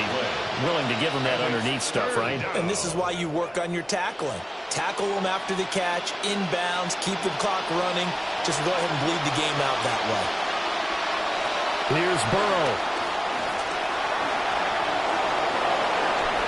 He certainly isn't looking at the scoreboard out there because, to me, all he's concerned about is analyzing the field and making most of the time left in this game. Deficit's still there, but he's starting to hit them with some big plays. Here's 1st down. To throw, Burrow. Finding Evans here, going across the middle of the field. And he's got this down almost to the 20 before he's dropped. 49ers are counting on Mike Evans to be that valuable veteran who gives them big-time production. Remember, his first 11 years in the league, over 1,000 yards receiving each season. Here's 1st and 10. Throwing, Burrow. And he takes a shot on the release as this will be incomplete. You get into these 2-minute drill situations and you often got tired legs on the offensive line. But these defenders, they've been rotating in and out, and they're a little bit fresher and quicker. And the pressure there forced the incompletion. Here's 2nd and 10. Now Burrow. And this is intercepted, and that should do it. Burrow picked off by a guy he won a title with at LSU, Derek Stingley. And the Rams force the turnover. They'll take over at the 10. At their own 10-yard line.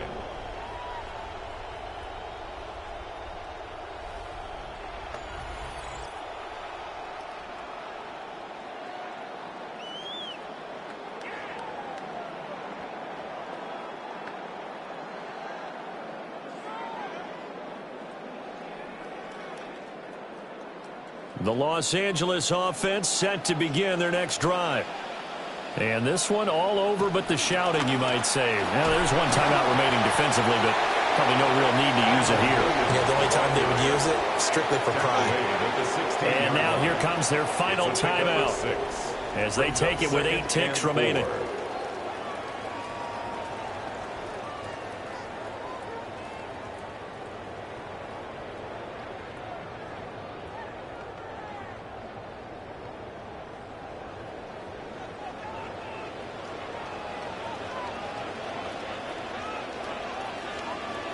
Allen down to a knee, and that should just about do it.